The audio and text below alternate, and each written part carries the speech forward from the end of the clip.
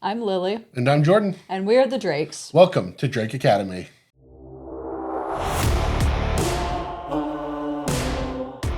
On today's episode for our icebreaker, Lily and I are going to show off our favorite secret layer card. And then for our main topic, this is going to be a pretty long mulligan discussion. We're going to give you basically the ultimate guide on how to do your mulligans and to make sure that you've got a good hand most of the time. I won't say all the time because, sometimes you go down to 4 and you're just fucked. But, hopefully that doesn't happen to you. Before finally we'll answer some questions from the audience and then do a tournament breakdown like always. So, Lily, actually, hold on. Before I do that, sponsors, before I forget.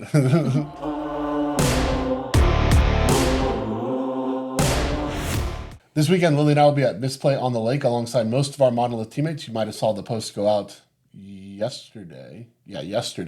But yeah, we'll all be there this weekend. It'll be in Cleveland, Ohio. If you've not gotten your ticket yet, you have a couple days still left. So try to help us max out that event. I think we're at like 280 something right now. Like very few seats left. Should be like a close to a 300 person event. Should be pretty awesome. Diamond level.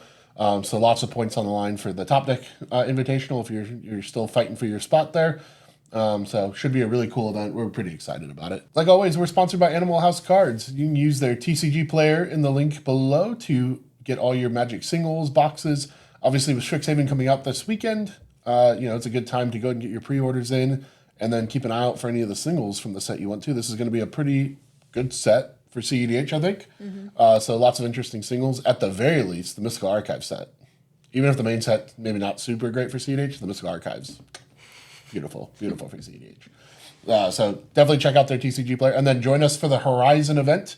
Lily and I will definitely be there. Probably Hayward, if I had to guess, from Team Monolith. So definitely check it out and join us there. We're also sponsored by HeavyPlay. You can go to heavyplay.com/monolith or use code monolith when checking out for 10% off your order. You can get it through these cool bundles. They have cool art. Basically, just check it out, and the gear's pretty good. Can't lie. We've been really impressed with it. I've basically switched over to it full time from some of the other stuff I was using. So definitely suggest checking out their stuff because it is high quality, super convenient to use, and to be honest, I freaking love my stuff. So it's all I'll probably use from now on. It is very convenient. Not having to have a backpack, just money. Absolute money. You need to order the dragon stuff. I know, I keep forgetting. I had it in the cart. Like I said last week, I was going to buy it, and I had it in the cart, and then I just forgot to hit checkout. Remind me after this episode. It's the most Jordan sentence ever. I know. I forgot to hit checkout. Freaking squirred it. I got distracted. Of course you did. By something else. So yeah, I'm actually going to order it tonight though before it runs out because I don't want to lose out on that playmat. Yeah. But yeah, thank you again to all the rest of our sponsors that we don't personally shout out. We always appreciate the support. And, we will be advertising other events that Lily and I will be at and the rest of Team Monolith will be at. So definitely keep an eye out for that. And, for that, we can get into the show. So Lily and I have bought a few secret layers over the years. So those who don't know, secret layer is like, I don't even know how would you describe it. It's like special Magic cards. They're usually where you get like alternative arts of more common Magic cards. And they're always like super nice, special arts, special foilings. Sometimes it's the UB stuff on like the smaller sets where they don't want to do like a full thing for it. It's like Sonic had one. What else had like a UB? Walking Dead. Actually, this is where UB started, was the Walking Dead. Yeah. Much to a lot of people's chagrin. Did they just do a Fallout one? So they did a mini Fallout secret layer. Yeah, it was like 3 bundles. One of them was for the show. They were all for the show, but like one of them was specifically the show, which actually leads me into my favorite secret layer card. I bought, and I am building now because of this card, the Yoshimaru from the set. I bought the whole set for Yoshi. I'm not even gonna lie. His dog meat is my favorite. I love dog meat. He runs with me in all my games of Fallout. I even downloaded like the mod for Fallout 4 to make sure I could have dog meat and a companion, which you're supposed to do, supposedly. It's supposed to be in the game, and it didn't work the way they wanted it to. So I have this card now, and I think this card looks sick. I think it's awesome looking. Dog meat's adorable. Plus, it's the dog meat from the show, I think. He's usually a German Shepherd, I think, canonically. Definitely Fallouts 3 and 4. I don't remember if dog meat is a German Shepherd in 2. And I don't remember if Dog Meat's in number 1. I haven't played number 1 in so long.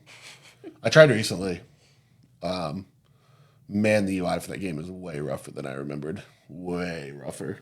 Definitely came out in the 90s. This just turns into Jordan reminiscing about Fallout. His other special interest aside from Magic. Well, it's funny. I played all the Fallout games, like religiously. All of them. Fallout 1, 2, Tactics, 3, and 4. Only one that's trash is Brotherhood. I won't play that one. The Xbox one. So bad. Such a bad game. We didn't pretend that one doesn't exist. Fallout 76 too. Played the crap out of that one. Together. Everyone says it sucked. I loved it. So we enjoyed it a lot, actually. Got a lot of hours in together. We did. I stopped playing it recently, mostly because I should have time. That's really what it comes down to. I don't have time for games anymore. Yeah. Unfortunately. But Fallout was my shit. It really was. I had like 3,000 hours in Fallout 4, something like that, something nutty. And most of it was just modding and building. I think I'd spend most of my time building settlements. I never actually played in the game with them. I think I saw you restart more Fallout 4 playthroughs than anything else. I love the settlement building. You would get a mod pack. You would completely roll it out, right? And then something would annoy you or something would glitch or something would happen and you'd just be like, I'm restarting. We're done. I'm restarting. And then you'd spend another 8 hours getting another mod pack, designing it out. Mods are finicky. If you've just never for the modded, same thing to happen never modded a game, they can be really finicky. And when you have like 300 mods, they get really, really finicky. Then there's stuff not working and stuff not meant to go together. Yeah. Sometimes I'd overdo it. Sometimes. Yeah. But man, I had a lot of fun. I had a lot of fun doing that. Wild. You know what? Maybe another Fallout 4 playthrough's coming up on the docket. We don't have time. Yeah, true. I was hoping they were going to do the Fallout 3 remaster. Or a New Vegas remaster. A New Vegas remaster would go hard. Because, oh man, that's a hot take. I can't say that. I'm going to get flamed. I'm going to say it anyway. Fallout New Vegas is not my favorite version of Fallout. I know it's a lot of people's. I think the world's really boring and small. And I didn't like it.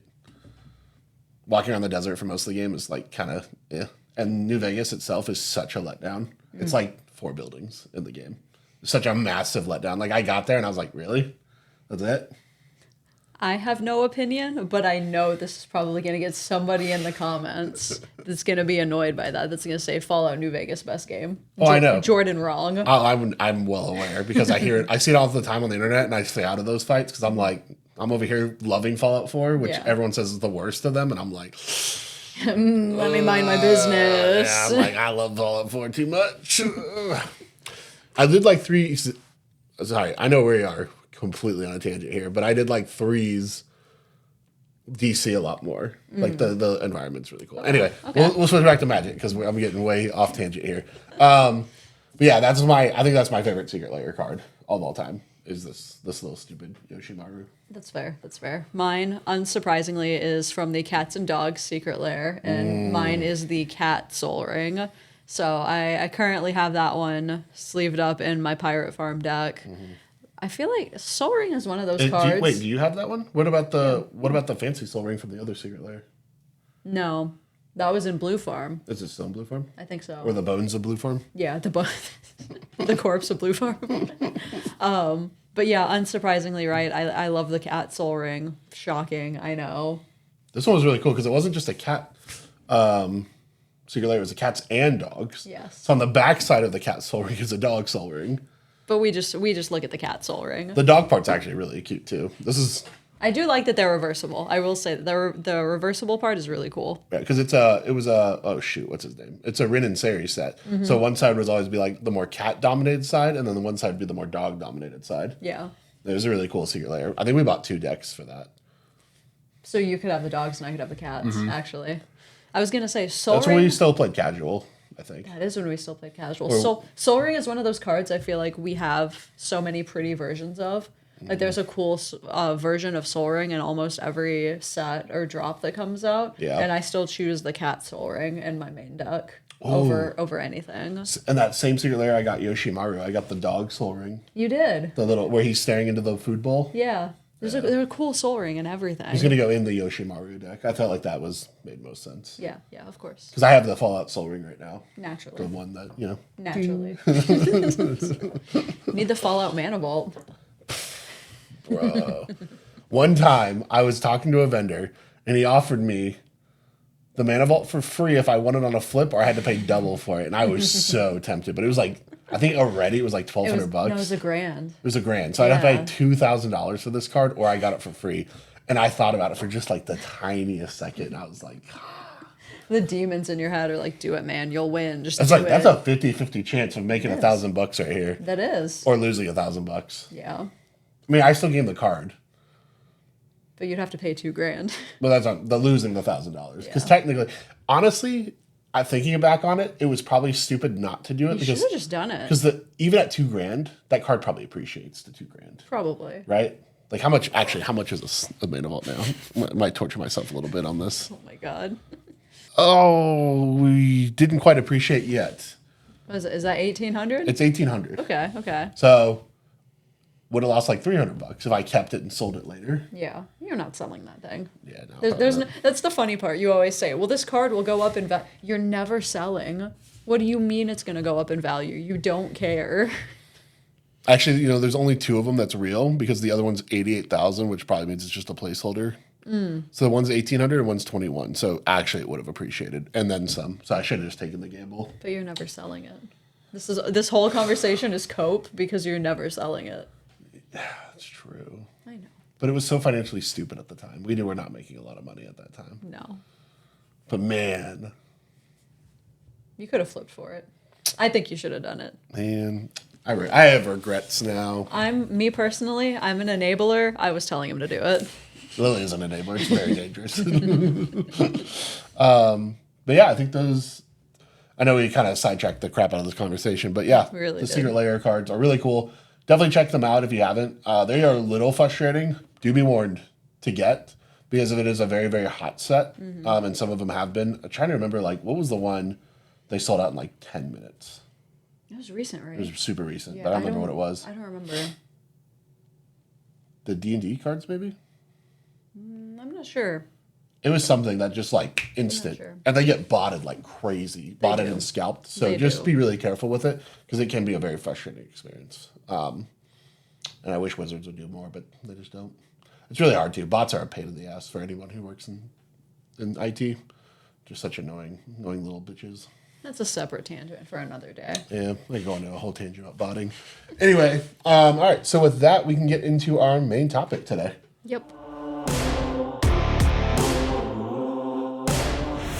So mulligans are, I think, easily the number one thing that I am asked about the most during coaching sessions. And I think it's because, one, it's not something it's really hard to teach in kind of an environment like this because it can be very deck dependent, it can be very situation dependent, and it can be really tough to kind of wrap your head around, especially when you're newer and you're looking at all these cards that can come out of your deck, right? It's 100 cards, singleton, 99, 98 cards, right? But singleton format means that there's a lot of decisions you have to make within your deck. Now, more experienced pilots know kind of what they're looking for, but I've seen even experienced pilots make interesting decisions on their mulligans that sometimes works out and sometimes doesn't. Yeah.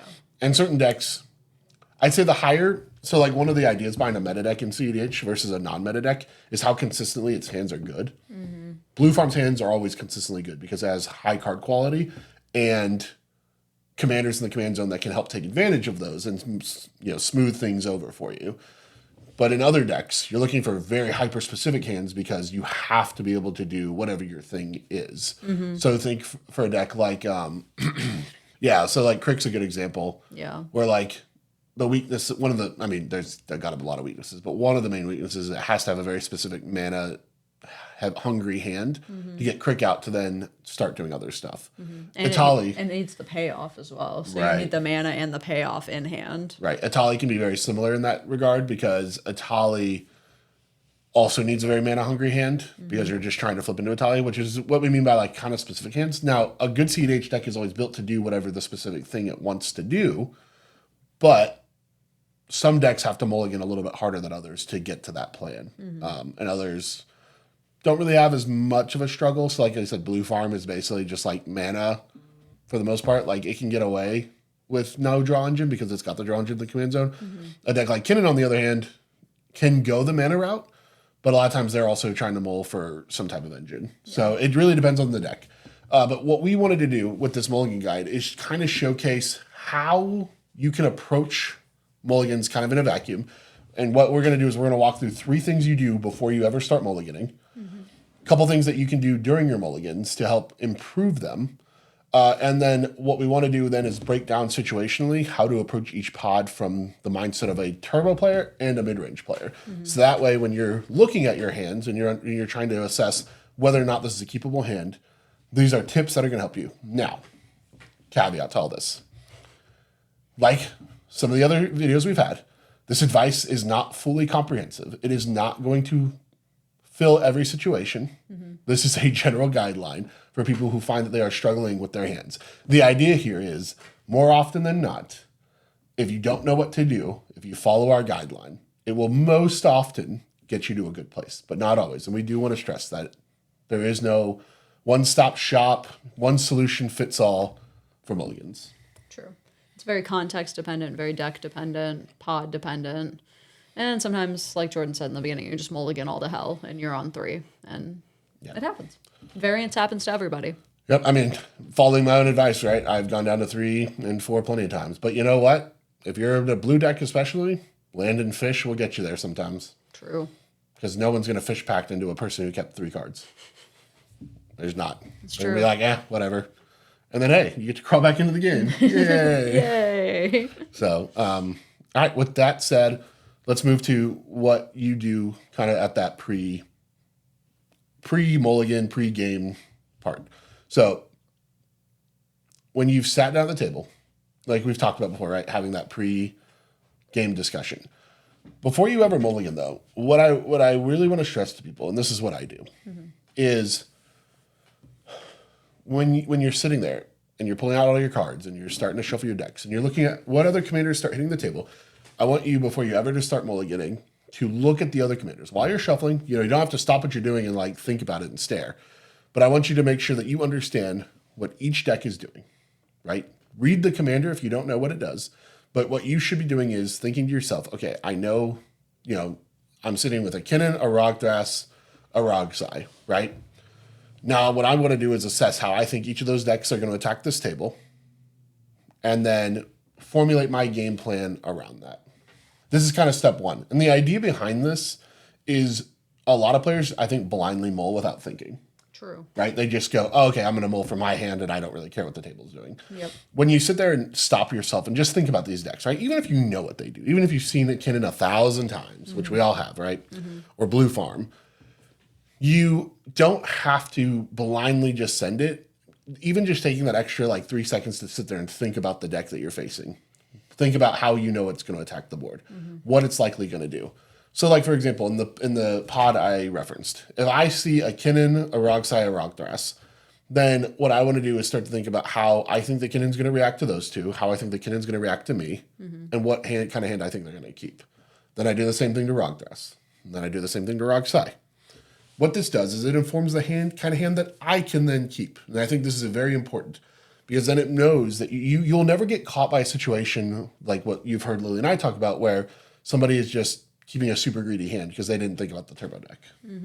I think we've all been there. It's a super common experience. Or another one on this is people underestimating the turbo deck. And I think we talked a little bit about this in one of our turbo podcasts, but sitting down, looking at a RAL and thinking it's not going to push onto is just setting yourself up for failure when mulliganing. Right. And I think when you just sit there and take that extra pause to really think through all the commanders, it really informs your decisions. But it's also a time for you to identify commanders you don't know because that's your time to talk to the pod about it. For a great example, right? Arkham Dagson is a deck that people don't always understand how it works. True. And if you don't understand how this deck works, it gets you really quickly. True. So stopping for a second and asking all the players, hey, do we all, if you know what Arkham does, be like, hey, do we all know what Arkham does?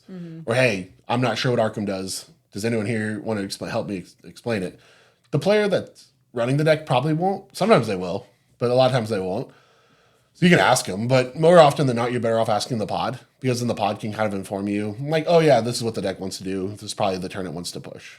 And then there's a couple advantages you get out of that. One, that has people already thinking as well about what they need to keep. Because again, the idea is you want other people to kind of follow the same method of, hey, they're going to play responsibly. I'm going to play responsibly. especially for mid-range decks. Now, if you're the turbo deck, you want them thinking about them more of a threat than you want yourself. So it gives you it kind of helps both plans, I guess, a better way to say it. One is, I'm going to push my win early. If I get them thinking about Arkham, maybe they'll keep creature interaction, and I get to, I'm Rog size, so I'm just going to gun for it. The other way is, I'm mid-range. I have to keep a piece of interaction to deal with them, but we also have a Rog size, so I got to think about it a little bit more. Right. So definitely some kind of, balance there that you have to keep. But I think this is just a really good strategy to set yourself up for success. I think going in blind to a pod is probably the worst thing you can do. Like not having those pregame conversations, but B, just not having that knowledge of what those decks do. And this is something where it comes with just playing more tournament games, getting reps in. If you don't have the chance to get reps in all the time, reading primers, reading strategies, understand what the deck seeks to resolve and what turn it seeks to resolve it. And I think that's kind of a discussion that's ever changing as new commanders come out. I mean, I know when we started seeing Ral a lot, I got by letting them have a wheel resolve, which we joke about a lot on here. But I think just having that baseline knowledge and knowing what to mulligan for is really helpful. Yeah, I agree. Because, your mulligans inform your agency in the game, right? So when you're sitting down against a turbo deck and you don't mulligan for some type of draw engine or interaction, you lose a lot of agency because they're going to push before you ever get online. Or when you're a turbo deck sitting against a bunch of mid-range decks, you need to push before they get online, and you lose a lot of agency if you try to mulligan conservatively. Yeah, agreed. And I think that's kind of a good segue into kind of the second step that you can take during that pregame discussion. The next thing you want to do is assess how your opponents are going to push and when they're going to push. So the idea here is that you're taking the time to think about, like we said before, you want to figure out how they're going to attack. So are they going to attack with creatures, instants? Is it going to be an enchantment heavy deck? The second part here is how fast do you think they're going to go? You want to note seat order. The idea here is you want to kind of guess who's going to push first. And the other part of that is you also want to try and guess who's going to respond to them. And that kind of informs you of, okay, what do I think I can do then on my game plan? So for example, if I see a Rogishai and a Kinnan in front of me, and let's say I see a Rogsai in seat 1, and I'm in seat 4, that informs me that I have 2 blue decks that are going to probably be able to stop the Rogsai, and I can be a little greedier because I kind of have to be in seat 4, no matter what deck I'm on, right? If you're in turbo, it's a little bit different because then they might stop you. But even if you're turbo or mid-range, the idea is that you want to try and assess who you think is going to go first. Sometimes I think I'm going to go first, and then you have to be able to respond correctly to who you think is going to stop you and how they're going to stop you. So during this step, the idea here is you're basically using this time to assess that, and that again helps inform the mulligans, right? Because if I think about who's going to go first and who's not and who's going to be able to stop them, then it kind of lets me know, how greedy can I be? Not greedy should I be? Do I keep a hand that has a little bit more interaction? If it's kind of I'm assessing the pot and it's oh shit, it's going to be me having to stop them all the time. Maybe I do need to be the one that has a little bit more interaction, or do I try to bully the person behind me into using their interaction? Yeah. These are all things you have to think about, and it's just really hard. It puts you in a weird position. So it's just something, if you think about it at the beginning of the game, be oh, maybe I go for draw engine instead with one piece of interaction, and that way it's hey, I can have a little bit more flexibility. Yeah. It kind of just helps inform things. It also just gets you thinking about how you think the game's going to unfold, which again is another skill that I think a lot of players kind of leave at the table, where they just don't think about it. They're just yeah, I'm just going to roll. We'll see what happens. Right. But I like to start thinking about how I think the pod's going to unfold and how it's going to unfold and what we're going to do to stop it. Right. When you just brought up, Kinnan and Rogishai, right? You can see the writing on the walls, that's going to unfold into a grind fest, right? So, more than likely, yeah. Even if you're the turbo deck at the table, it's probably smart to at least plan to potentially pivot to Heuristic Study. Assume that Necro, Wheel, Ad Nause, whatever big splashy play that you have planned is probably not going to work out, and be ready to pivot to something else, whether it's Study, Fish, another push, I guess, if you want to push into their engines. But that pod specifically probably goes into a grind fest. And seeing the writing on the wall early is a really important skill that also informs mulligans. I agree. Yeah, it's just like another quick little thing to do. Like none of these steps should take you very long, right? We're talking 30 seconds most. Just do it while you're shuffling before you actually present for that first cut.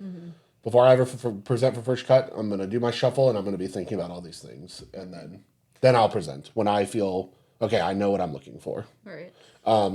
The third thing then that you can do to kind of, again, this is more like, it's not that you do, it's more just like a thought process that I want you to think about when you are about to do your first mulligan, is you want to think about how aggressive can your hand be. And by this, we mean how aggressive can you mulligan in this pod. So, for example, does a slower 7 beat a really fast 6, right? The idea here is you want to weigh your risks every time you go down. Sometimes it's no-brainer, right? If you get no mana, or it's like 6 lands and a counter spell, right? And you're in Wrong's Eye. Obviously, this is a hand you mull away, 100%. But if it's a hand that's like kind of close, but you're like, I can probably do better. These are the kind of hands we're talking about. And the idea here is that your ability to go down in a particular pod has to be assessed against what's in that pod.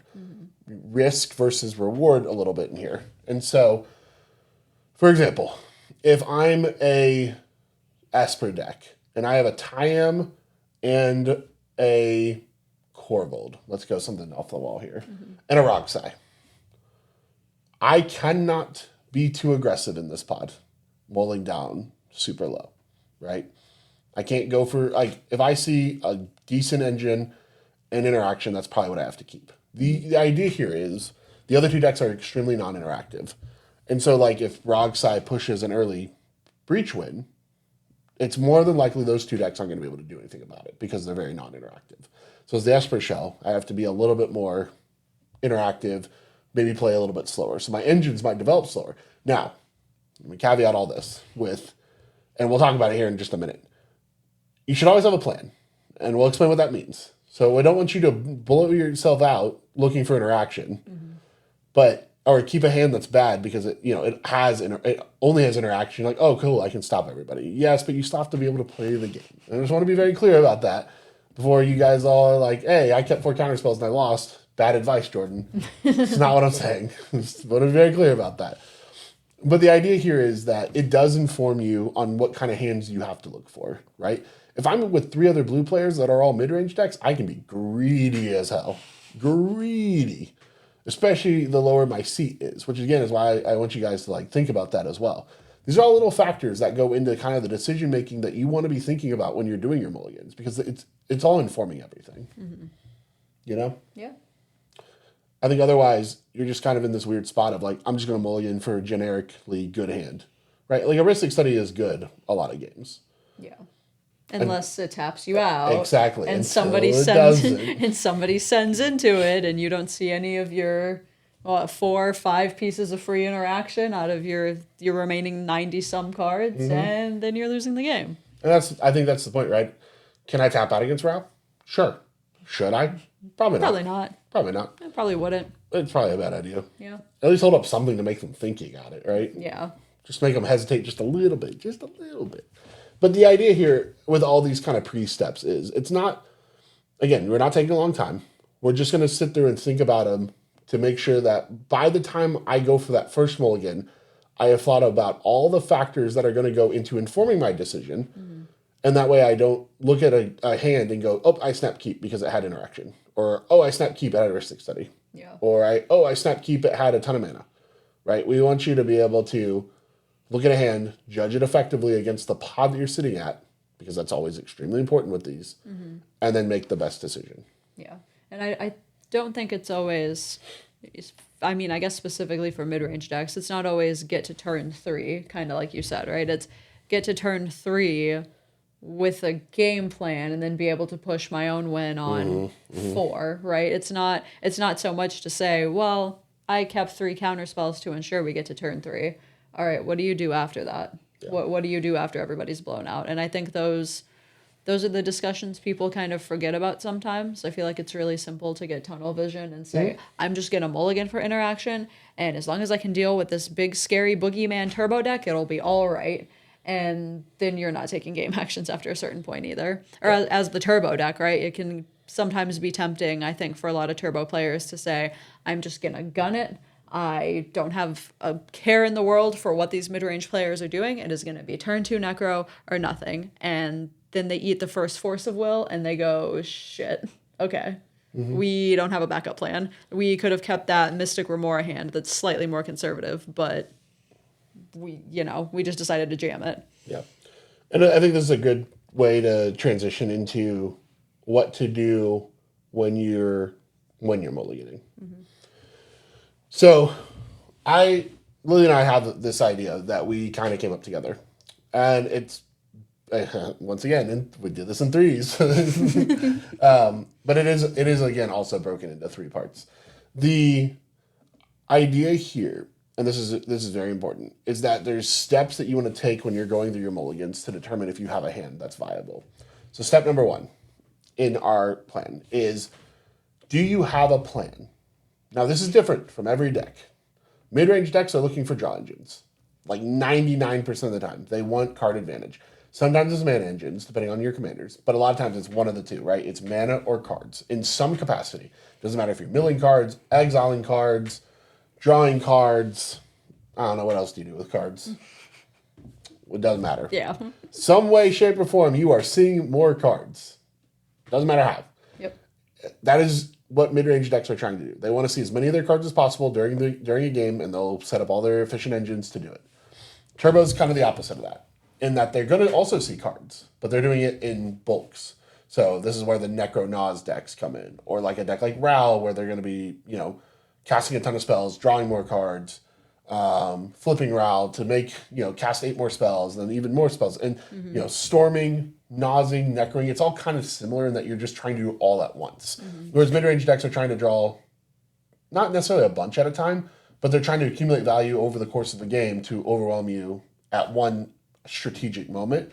Whereas the turbo decks are trying to overwhelm you before you've been able to set anything up. That's kind of the concept of it, the idea.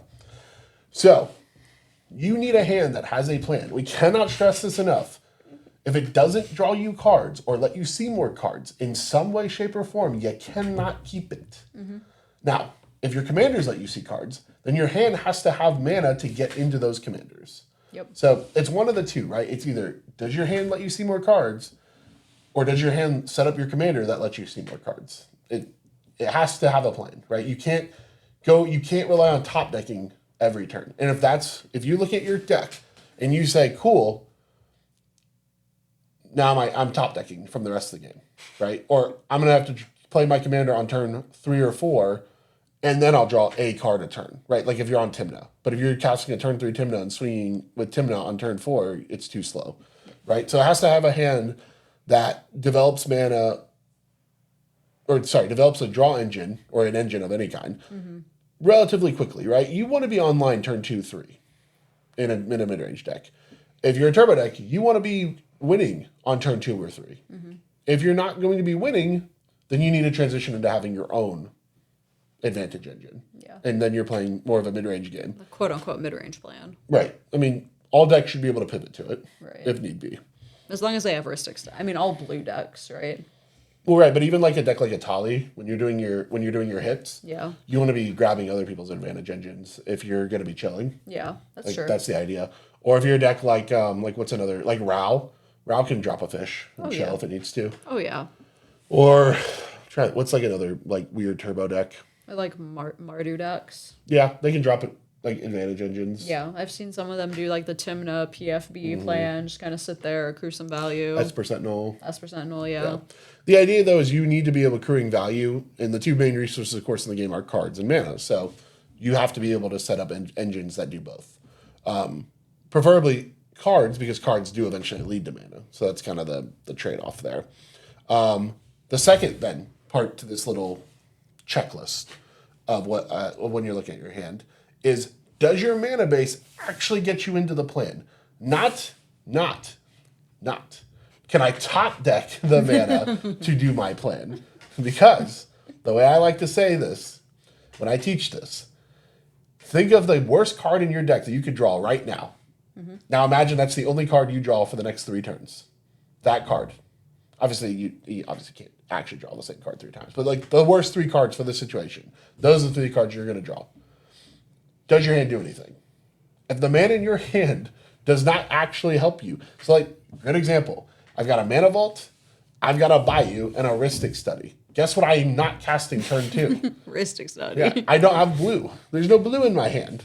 The amount of times though I see players keep this and bank on drawing the blue, crazy. It's crazy because you just end up playing a non-game if you're unlucky. Yeah. Even if the math is in your favor, the rounds in CEDH are too limited to throw away a game. They're just too limited. Don't throw away a game because you kept a risky hand. With a caveat. I'll caveat this. If you're going low, sometimes you have to take the risky hands and hope. Right? Yeah. But that's the problem with going low. But if you're on 6 and you're like, it's so good if I top deck this one thing, go to 5. Go to 5. I think we've said it before, right? If you're already coping and saying, if I top deck X, it's bad. If you have to look at the hand and your first thought process is, if I top deck a land, it's just stop right there. Yep. Stop right there, mulligan it, and hope your 6 or 5 or whatever the case may be is better. Because if you're banking on top decking, it usually doesn't work out in your favor. If you're on 4 or 3, you can kind of play that game a little bit because you're already down bad. Yeah. I'm talking about like you're looking at your second 7 and you're like, I really don't want to go down to 6. Like I just want to keep a second 7. Let's just be chill. It's not going to be chill. That will not work out in your favor. Like I said, just make sure that your mana actually pays for your plan. There's also nothing worse than seeing like a turn 1 Esper, keeping it, and then realizing you don't have white. I see this happen all the time. Or, hey, I've got 2 dorks that I can cast turn 1. Oh, I didn't have a green source. Or even worse, I'm going to keep the silence effect for the turbo player and then not having the white for the silence effect. Or your blue for your Flusterstorm to stop them from storming off. Like, this goes to everything that you're mulliganing for, not just your engines, but your interaction. Because I don't know how many times I've seen it where a player has said, shit, I didn't keep white for my silence. Oh, we've just lost. Yeah. And actually, that's the third checklist is, does it have interaction? And not only does it have interaction, does it have the right interaction? Because this is also very important. Because the amount of times that someone has told me they kept interaction for somebody and they didn't do anything, right? Like, they're like, oh, I kept a Besage for Ral? What? Thanks, buddy. I appreciate it. On the off chance they maybe cast an Underworld Breach at the very end after they stormed off. Yeah, they have their other stuff, but yeah, sure, you got their breach. Yeah, you got the breach. Sure. Or it's like, I kept a snap against Rogsai. Great. Mm-hmm. Congrats. And then they dropped Necro. Right. What? You got it? Snap gonna help here? Snap the Rograk? Honestly, probably. Honestly, maybe. Oh, it doesn't do anything. They just recast Rograk. Snap going into the Necro. The trigger on the stack. Cooking. Yeah. Snap Rograk. But like, seriously, just make sure. Lily's done this to me before, by the way. Mind you. I was like, hey, Lily, we should keep interaction. She's like, yeah, sure. Shows me the interaction. I actually think, funny enough, it was like a snap against like a deck that Snap didn't do anything to. And I was like, really, Lily? And she's like, I kept interaction. Or my favorite is when people say they mulligan for interaction and all they kept was a fish, but no interaction. That's just it's lying. Like, but no. They're like, well, I'll get interaction, so like I'm mulliganing to interact. And I'm like, please stop. That's just lying. Please stop. A fish is not interaction. No. A fish is an engine. Because if you don't draw interaction, then you lied. Right. Then we're just losing regardless. If your 5 top decks are lands, you didn't draw. And there's nothing worse than actively losing with 20 cards in your hand. Can confirm. When your deck gives you the middle finger, says you're not going to see a single piece of free, have fun losing with 20 cards in hand. Good luck. Mm-hmm. Yeah. No, it's very annoying. Yeah. But hopefully, if you followed this guide, that won't happen to you. Again, caveat this with, if you're going low, you start to have to make some sacrifices. Mm-hmm. You still want to plan. I would always prioritize plan over interaction the lower I go.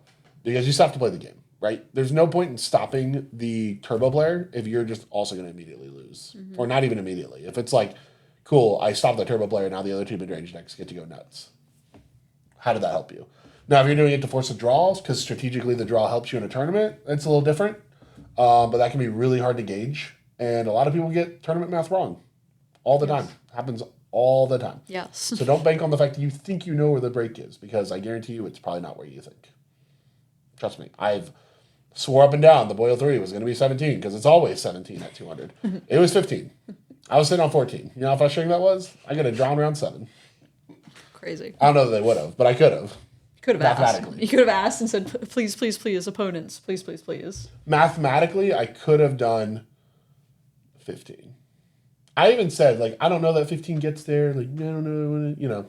I mean, ultimately, at the end of the day, it's always better to try to win your games. But if you are going down to 3 and 4, and I don't even think it depends on your seed order, honestly. I don't know. Seat No, one, it can. Seat it can 4, seat 4 going down to 3, really bad. Yeah. Seat 1 going down to 3, it's like, all right, this sucks, but like, it depends on what deck you're in, right? I feel like the ROG size, the more aggressive decks can afford to do it. But if you're a mid-range player in seat 1 going down to 3 or 4 and you're staring down more proactive decks, you just pray for that draw. Yeah, I agree. But I mean, ultimately, trying to push your own win is better than trying to force the draw on some half-cooked tournament math at the 11th hour. Yeah. The idea, though, is that if you're basically following this, right, then it should set you up with some kind of game plan to get it going. Because if you're not seeing more cards and you're not generating mana, then you're kind of just there. You're a passenger in the game, and it's not going to be a very fun experience for you. Even if you're banking on your commander, I still think this is a mistake a lot of times because, man, is it rough when your commander gets blown out and then you're blown out, right? Like I've kept Tymna-centric hands before. Oh, yeah. Where it's like, it was all in on Tymna. And Tymna got hit immediately, and then I was like, oh, well, I don't have the mana to recast Tymna. I have no other draw engine. We are back to top decking. Yeah. I don't know how many times I've experienced both ends of the spectrum, right? Because in Malcolm, you really need a mulligan for some type of proactive something or other, be it a proactive engine, Necro Nas, just jamming Glinthorn. Or you have to do something. And I don't know how many hands I kept, especially in the early days of Malcolm, that just said turn 1 Malcolm. Yeah. Ooh, and then what? Right? Like, you always have to ask yourself, and then what? Yeah. That actually did remind me. One thing to the plan, and I did forget to mention this, is if it is a win attempt, that is part of a plan. Right? Yeah. That does count as a plan. Yeah. Because I did say you want to see more cards, but I guess that's not always true. Because there are times where you just jam your win instead. Yeah. It's riskier, right? But that is part of your plan, right? Do I want to try and jam more wins? Because like decks like Rogside can jam back to back. Oh yeah. So I jam Necro didn't get there, while Demonic Tutor jam Breach. Yep. Right? And if I've got enough cards in Graveyard, we can maybe get there. Yep. So there is some caveats to this. It's still a plan though, right? As long as you have the mana and you feel like you can get there and you're not just top decking, there's a plan. It's a viable plan. It's a very viable plan. Yeah. I mean, especially it's a little scary because if it does get hit, and it will get countered if they have it. Yes. Especially on the turbo decks, it's a viable plan. Instead of seeing more cards and trying to play the mid-range game with the mid-range players, just say, I'm going to jam. I mean, I've Thoracle Consulted on 3 in TNT before. Yeah. Like, sometimes you just have it. Or done the Devoted Druid Swift. Like, that line is super cheap. So it's like, 3 mana, I get there. I've hit Thoracle Consult on 2 in Malcolm Vile. Exactly once in a tournament game. Only ever happened once in a tournament. And maybe another time or 2 in practice. And I think the only time I've had turn 2 Thoracle Consult was on Blue Farm, actually. Not even TNT, it was Blue Farm. Yeah. And I had the turn 1 voice victory too, so it was even hotter. It was so hot. I'm chasing that high ever since. That's the one about Blue Farm, right? Where I was saying the two sides of the spectrum. So with Malcolm, you have to ask yourself, what are you doing with the turn 1 Malcolm? In Blue Farm, you have to ask yourself, how are we getting there? Because Blue Farm's pinch point is always mana. And I feel like any Blue Farm pilot will say this, and if they don't say it, they're lying to you. Blue Farm's pinch point is always mana. So if you're looking at a very proactive hand and no way to get there, right? What's the point in keeping the greed? Mulligan for your Lotho, your Smothering Tithe, some way to get the mana, and find the greed as you grind through the game. Oh, you're talking about like if you have like a Nas, but there's no mana to cast the Nas type of thing? Yeah, what's the point? I mean, if you're gonna main phase the Nas on turn 5 because you keep just playing land, you know, like that's not viable. Right. You want to keep the greedy play, you want to keep the ad Nas because it's a great spell, but not on turn 5.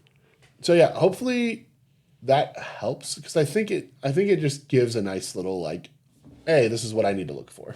All right, so for this next part, so what we want to do now is break down scenarios on what this can kind of look like in real life pods. So the idea here is we're going to talk through these situations as a mid-range pod. So it's like mid-range against a single turbo, double turbo, triple turbo. Obviously, then, you know, you're playing against other mid-range decks. And then what happens when you're turbo playing against single, against one mid-range deck, double mid-range and another turbo, and then against triple mid-range. So we'll start off with, I think, probably the more common scenario, I think, in most CEDH pods, which is you're in a pod with yourself as a mid-range deck, 2 other mid-range decks, and a turbo. I think this is pretty fairly common. Yeah. So as the mid-range deck, what you're kind of looking for in this pod is very seat dependent and also where you are in relation to the turbo deck. The best place to be is not after the turbo pilot, but the one in front of the turbo pilot. The reason for this is a couple. One, sometimes you can be in the best position to take advantage of it because you get your engine set up faster. So this is a hand where you want to try and find something like a turn 1 or 2 fish or an early Rhystic Study, or even a Smothering Tithe if you can land one really quickly and gain advantage from what the turbo pod's going to be doing. The downside is because you are the one who usually sets up, people are going to kind of look for you for interaction to deal with them because you've had the extra turn. Where you can kind of get away with one on this is if other decks at the table, you've kind of talked to them, we've all agreed we're going to hold on to interaction. You've kind of had a discussion with the pod about like, hey, what kind of interaction are we looking at? If you've landed especially like a turn 1 fish hand or a turn 1 Esper Sentinel, not doing too bad, right? Because then you can kind of hold up your mana on that turn 2 and not tap out. Because I do think this is probably the player who doesn't want to tap out a lot of times. That's fair. You know? Yeah. It's dependent, right? I think if I'm seat 1 and Turbo's in like seat 2, I don't want to tap out. But if Turbo's in seat 3 and 4, I'm fine tapping out. So I will take like that turn 2 Rhystic Study that taps me out. This is where these things can be really context dependent, where we want to have that discussion around what the hand can look like. But I think this is the very traditional pod, right? I just kind of follow our steps, right? I want a plan that I can execute on. A single piece of interaction is fine. Not necessary, I think, in a triple mid-range pod, right? I feel like if I've had that pregame discussion about like, hey, we're going to mull responsibly. You know, if I mulled low and I didn't see interaction and I saw a better plan, sometimes this is what we have to do. But I think generally, reasonably, you're safe with a hand like that. Yeah, I'd say that's fair. I think as the turbo player in this pod also probably knows that their window is very limited. So I think if as the mid-range players, regardless of what seat you're in, if you all make the concerted effort to say, hey, we're going to get past turn 2, we're going to get past turn 3, I think we're all incentivized into turn 4 and turn 5. And as long as you all agree to that and everybody kind of mulligans responsibly, you'll probably be okay. Yeah. The funny part is when the mid-range decks get greedy and try to out-greed the turbo deck, and then the turbo deck pushes, and all 3 mid-range players look at each other and go, well, wait, I didn't keep I thought you kept interaction. Yeah. And then they're pointing at each other like, no, well, I thought they kept interaction, and then they lose. Yeah. And I think there's like a very specific window when I see like a single turbo deck. And if I have a hand that's very proactive and can push an early win, there is the temptation to keep it because if everyone's going to gang up on the turbo player and they're going to get pushed out of the game quickly, then it lets me put a win on the stack right after the fact. Because traditionally the turbo player is going to push first. Yeah, and they have to, right? Not necessarily, but I think a lot of them are conditioned to, oh, I have it, I got to go. Right. And they're going to get blown out by the first piece of interaction. And hopefully that's the only interaction that's up. And you got to hold on to, if either one, you got to hold on to yours and defend it. Or 2, it just everyone used it, right? So then you go to your turn, untap and win. And if you're set up to do that, right? So if you have like the Thorkel Demcon or the, some other really fast win attempt. Yeah. And you can get there as the mid-range deck, and people aren't necessarily seeing it because you're mid-range. I think that's where you, especially in seats 3 and 4, that's where you want to develop that draw engine. Let seat 1 use their interaction if they're the mid-range player, and then you're poised to just go right after. Because you're gonna get fed some cards as well. You kind of tell seat 1 like, hey, you've had an extra turn on me. Hey, you're untapped. I tapped out for this heuristic study, and then just untap on your turn and capitalize on it. I agree. Because generally the turbo players do have to jam. Yeah. Or will try to jam at least. Yeah, for sure. Yeah, no, I think this is like a really good plan. I really don't think you have to really overthink this pod. This is very traditional. I think this is like what most people experience in a normal CEDH pod is that double or that single turbo. And same thing for if it's all 4 mid-range, right? This is where you keep your normal hands, you play out the game. You can try and be a little greedier here, but you end up kind of being the turbo player in that case. So there's not really, I think you're better off trying to out mid-range players. And especially the more confident you are as a player, the better your mid-range game plan is. This is where players that really know the meta and really understand CEDH can really thrive, is in those mid to later games. So now the double turbo. Double turbo requires a little bit more careful thinking about your mulligans. I think the first kind of key to it is the interaction becomes a slightly more important. Now, it's never going to outweigh the plan, right? Because interaction with no plan means you still are going to lose at some point, or it's going to be a draw. Which sometimes the draw isn't bad, but I do find a lot of games where you end up over keeping a hand of interaction to force a draw, you just get outvalued, right? Because you can't counter everything. So eventually you just lead to this weird game of like, oh, I untap and I won. Yeah, then you end up losing anyways, and I've seen the effort of trying to force a draw, which feels weird. Well, I've seen it in those games where people try to force draws like at the end of tournaments. Yeah. So they'll keep like all hands full of all interaction, but then players will still find ways to win because they'll just develop all their engines, and then it's like, cool, you kept 3 counter spells at the beginning of the game, and you didn't counter my Ristic Study or my Smothering Tithe, and now I've got 7 counter spells for everything you guys are doing, or I've got 4 different ways to jam, which is just as good, right? Yeah. So it's only so effective, even in that case where you have a ton. So basically what you want to do here, I think a plan that takes advantage of turbo is more important here. So what does that look like, right?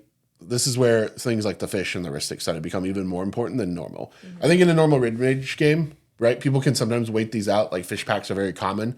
When there's double turbo, I always find one of them pushes. Always. One of them will try. And having the fish lets you take advantage of that push and then helps quickly convert to your own win. Same thing with Ristic Study. Same thing with things like Wan Shi Tong, Archivist of Agma. What are some of these other Fairy Mastermind? Like some of these more Esper Sentinel, some of these like really passive card draw engines can get really fed on these turn pushes more than you might expect. Even things like Crom, I found, would True. get fed in interaction battles like that. Yeah. Because, I mean, typically the other 3 players would be casting at least 2 spells. I'd net 3 cards just from sitting there as blue farm. Right. Like that was the fun part about blue farm for sure. Yeah. So when you're in these pods and you're the mid-range player, right? We'll talk about what to do when you're turbo. But when you're the mid-range player, you want to have that piece of interaction. You want at least one. The reason you want at least one, and preferably 2, but definitely 1, a lot of times for turbo players, they're not going to have protection. They just can't, right? Their speed is their defense. And sometimes that leads to them going shields down, especially if they don't have a white. So they're going to be playing, maybe they'll play defense grid, but a lot of times like Rogsai, for example, they're just going to jam. They're just going to jam with whatever they have. If you play a Tali, right, they're just going to jam. Very rarely is it's like, oh, Hexing Squelcher, then a Tali. It's rare. Because the speed is the defense. So in that case, having the interaction then lets you play the game of chicken that you've probably heard Lily and I talk about frequently on this channel, right? The idea is to pit the 2 turbo decks against each other. I can stop you, but then that turbo deck untaps and wins. So let's talk, right? Whether that's make a deal over the card that comes off, that they're casting. You say, I'd rather you put it back in your hand and we can talk about it later, whatever, right? And all you're trying to do is buy time. You're not trying to necessarily stop anyone. You're just trying to speed bump enough to where you can get your engines down, draw enough cards to protect yourself, and then outvalue the turbo decks. That's your goal. And so you have to have a hand that keeps to that kind of plan. Obviously, when you get down to 3-4, what can you do, right? Then you just kind of have to hope somebody else kept interaction, like kind of tell the turbo player, like, it's on you now. Like the other turbo player, it's like, yeah, you figure it out. Yeah. And normally that's just jamming before. I mean, I've had it to where I've told the turbo player, like, sorry, bro, you're on your own. And then I watch them literally nose on top of each other. And then they're both double nosing. Or like, I just saw one game where actually happened at the Boil 3, right? Where a guy played Necro. Guy right across from him cast Nose or went to his turn, cast Nose. Oh, yeah. We talked about this game. And that game that game got super dumb, super fast. Where they basically didn't kill each other. I killed both of them. But like, yeah, we talked about this game before in the Boil breakdown, actually. But that's like a perfect example of how that can play out. Yeah. Right? Like, let them fight. Like, I'll chill and accumulate value, and whatever happens after happens. I still remember that top 16. Actually the one we joke about with Hayward all the time with the 6 silence effects, because it was him and an extremely turbo Malcolm Vile player, and then you on TNT, obviously, and me on farm. And we just sat there and played the mid-range game, kept stuffing the turbo decks into the dirt and just saying, Necro countered. Anything Ral does, silenced or countered. And then just like kind of mid-ranged each other until you out TNT'd me. Yeah. And I mean, that's the best way to do it, right? And it can even work in a triple turbo pod. The idea here is like, I have the one counter spell, so I can stop exactly one person. If it's you, then you lose. And this does not work in casual play. This does not work in league play. This only works in tournaments. And it works in tournaments because there are only so many amount of games. Players don't want to lose any games if they can help it. And so why would I waste my turn in my game jamming into something that I know is going to stop me, and then I lose to the other turbo player? Like, makes no sense. So you kind of can get to dictate the terms of the game if you have that piece of interaction. But again, you got to still have a plan across from it. So that's why I say interaction's slightly more important, but it's never going to be more important than the plan. I'd still rather have a plan in a triple turbo pod and forego the interaction and tell the turbo players, like, look, at a certain point, somebody's got to not be the greedy one, or we're all just going to lose. Yeah. Yeah. Sometimes That's just how it goes. Like, I played a triple turbo game. Actually, it was quad turbo, technically, because my deck's turbo. Played quad turbo at the TGP tournament 2 weeks ago. Yeah. And basically, I had to have a discussion with the others, like, guys, like, Raul's in seat 1.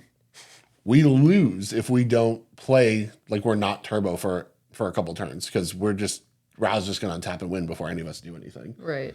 And so the game developed actually extremely slowly because nobody was willing to make that first push, because we all played a little bit more responsibly. Even the Ral player?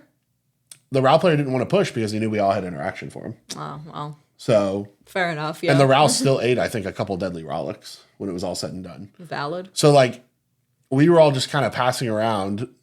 Gwenham came out on the Gwenham players board. Roxy had kind of developed a little bit. I'd kind of developed a little bit. But then everyone got blown out. And then it was like, cool, I can go to my turn and bounce Gwenham. And then we're all back to right where we started. Right. Because I think he had to use a mana vault to bring the Gwenham out or something like that. Like, it was going to take him off of Gwenham for like 2 turns, basically. And so we were all just in this weird spot of like, we blew each other out, basically. Yeah. Which I think is pretty common with like quad turbo pods. I had a triple turbo pod also at that same tournament. I guess quad if you count my deck, but I don't really count my deck. It was Rowan in seat 1, me in seat 2, Rogsai, Ral. And the Rogsai player and I just looked at each other like, hey, can we just agree to get past like turn 3? And so we both developed Fish, I believe. And the Rowan player kind of turned the game on its head because is it a Planeswalker? He cast the spell where we all have to reveal our hands, but he didn't have to reveal his hand. Oh, not propaganda. Can't remember. Not propaganda. No. It's can't remember the name of the card, but it's in Rowan. It's Rowan. Failing me. I thought it's a blue enchantment. No, it was I think it was a black creature or a black Planeswalker. Maybe I'll pull the list later and find the card. But anyway, so he cast that. So we all relatively knew what we were working with. And I had a Mindbreak Trap. And Ral saw that and said, okay, well, I can't push through her Mindbreak Trap. So Ral just kind of sat there. Rowan kind of half pushed. Roxai ended up doing the first real push. But Ral and I worked together to stop him. And then Rowan kind of got scary on his turn, but we killed Rowan. And then I developed a Heuristic Study by this point. So I just kind of untapped and won on my turn because they let me exist with a Heuristic Study long enough. But that game went to turn 4 or turn 5. Like for that pod comp, it was way longer than any of us thought it would be. Yeah. And it's just tough, right? Because the mid-range player has to talk more in these kind of pods, and you do have to, like, your mulligans do have to be kind of good. It doesn't have to be great, but it does have to have, like I said, got to have that plan, got to have that interaction. It's got to be the interaction that can stop 2 or 3 of them. So, like, for example, you know, if you keep, like, a swords and it's Atali and Ral, the Atali doesn't care. Swords and Atali is probably a benefit to them. True. But you know, swords obviously stops Ral pretty hard. Yeah. But if it's like a Mindbreak Trap, like you said, Yeah. that's hard stops both of them. So it does have to be a little niche. It really depends on the decks, which is why, you know, we said you need to think about the decks that you're sitting across from and how they're going to do what they're going to do, because that does inform you on the kind of interaction that you get to keep. Yeah. Especially even like creature combo versus non-creature combo, right? If you were sitting up against a turbo creature deck, like a turbo TNT or, you know, something like that, right? Yeah. Something where you know they're just going to jam, or I mean, I guess even Turbo Malcolm, right? Like a greedier version of Vial Smasher or Malcolm Tana, where they're just going to try to jam the Glinthorn or jam the Hack Effect. Things like Ranger Captain probably don't really matter. You probably want hard silence or Orm's Chant to stop those shenanigans, or just a counter spell. Orm's Chant's really funny against Glinthorn because it doesn't get to go to combat. Yeah, I haven't encountered that yet, but I'm waiting for it. I want to do it to you so sure bad. I will get got like that. I want to do it to you so bad. And a top 4 too, on camera. That's my goal. This is our marriage, everybody. That's my dream. I want an Orange Tuner. I want to do the Swift Recon thing too. That's also really funny. I've actually gotten to pull that one off. Not on camera, but I have done that to her. Not to me. Was it not you? No. You've never swifted my Glinthorn. We went over this last episode. I think you're right. But I did Swift Recon someone's Glinthorn, and it was funny. And I want to do it to you on camera in a tournament. Not allowed. In a top 4. Not allowed. Because at least we both make money at that point. But I still want to win. All right, so then for turbo decks, now, so we're going to kind of flip onto the other archetype. We're not going to talk about stacks. To be completely frank, there's just not a lot in the tournament right now. I think even most stacks decks that I've seen are very mid-range slanted. Now, if you want us to talk about what stacks looks like, you know, I'll just talk about it real quick. It's very, very quick. Stacks deck, you want a stacks piece that actually stops people. The amount of times that I've seen a stacks deck throw out a stacks piece that doesn't stop shit or stops one player, but even sometimes the least dangerous player, and then promptly lose to the most dangerous deck at the table is hilarious. Happens way more often than I'd ever expect it to happen. And this is why if you're going to play stacks, you really have to understand what the meta is doing.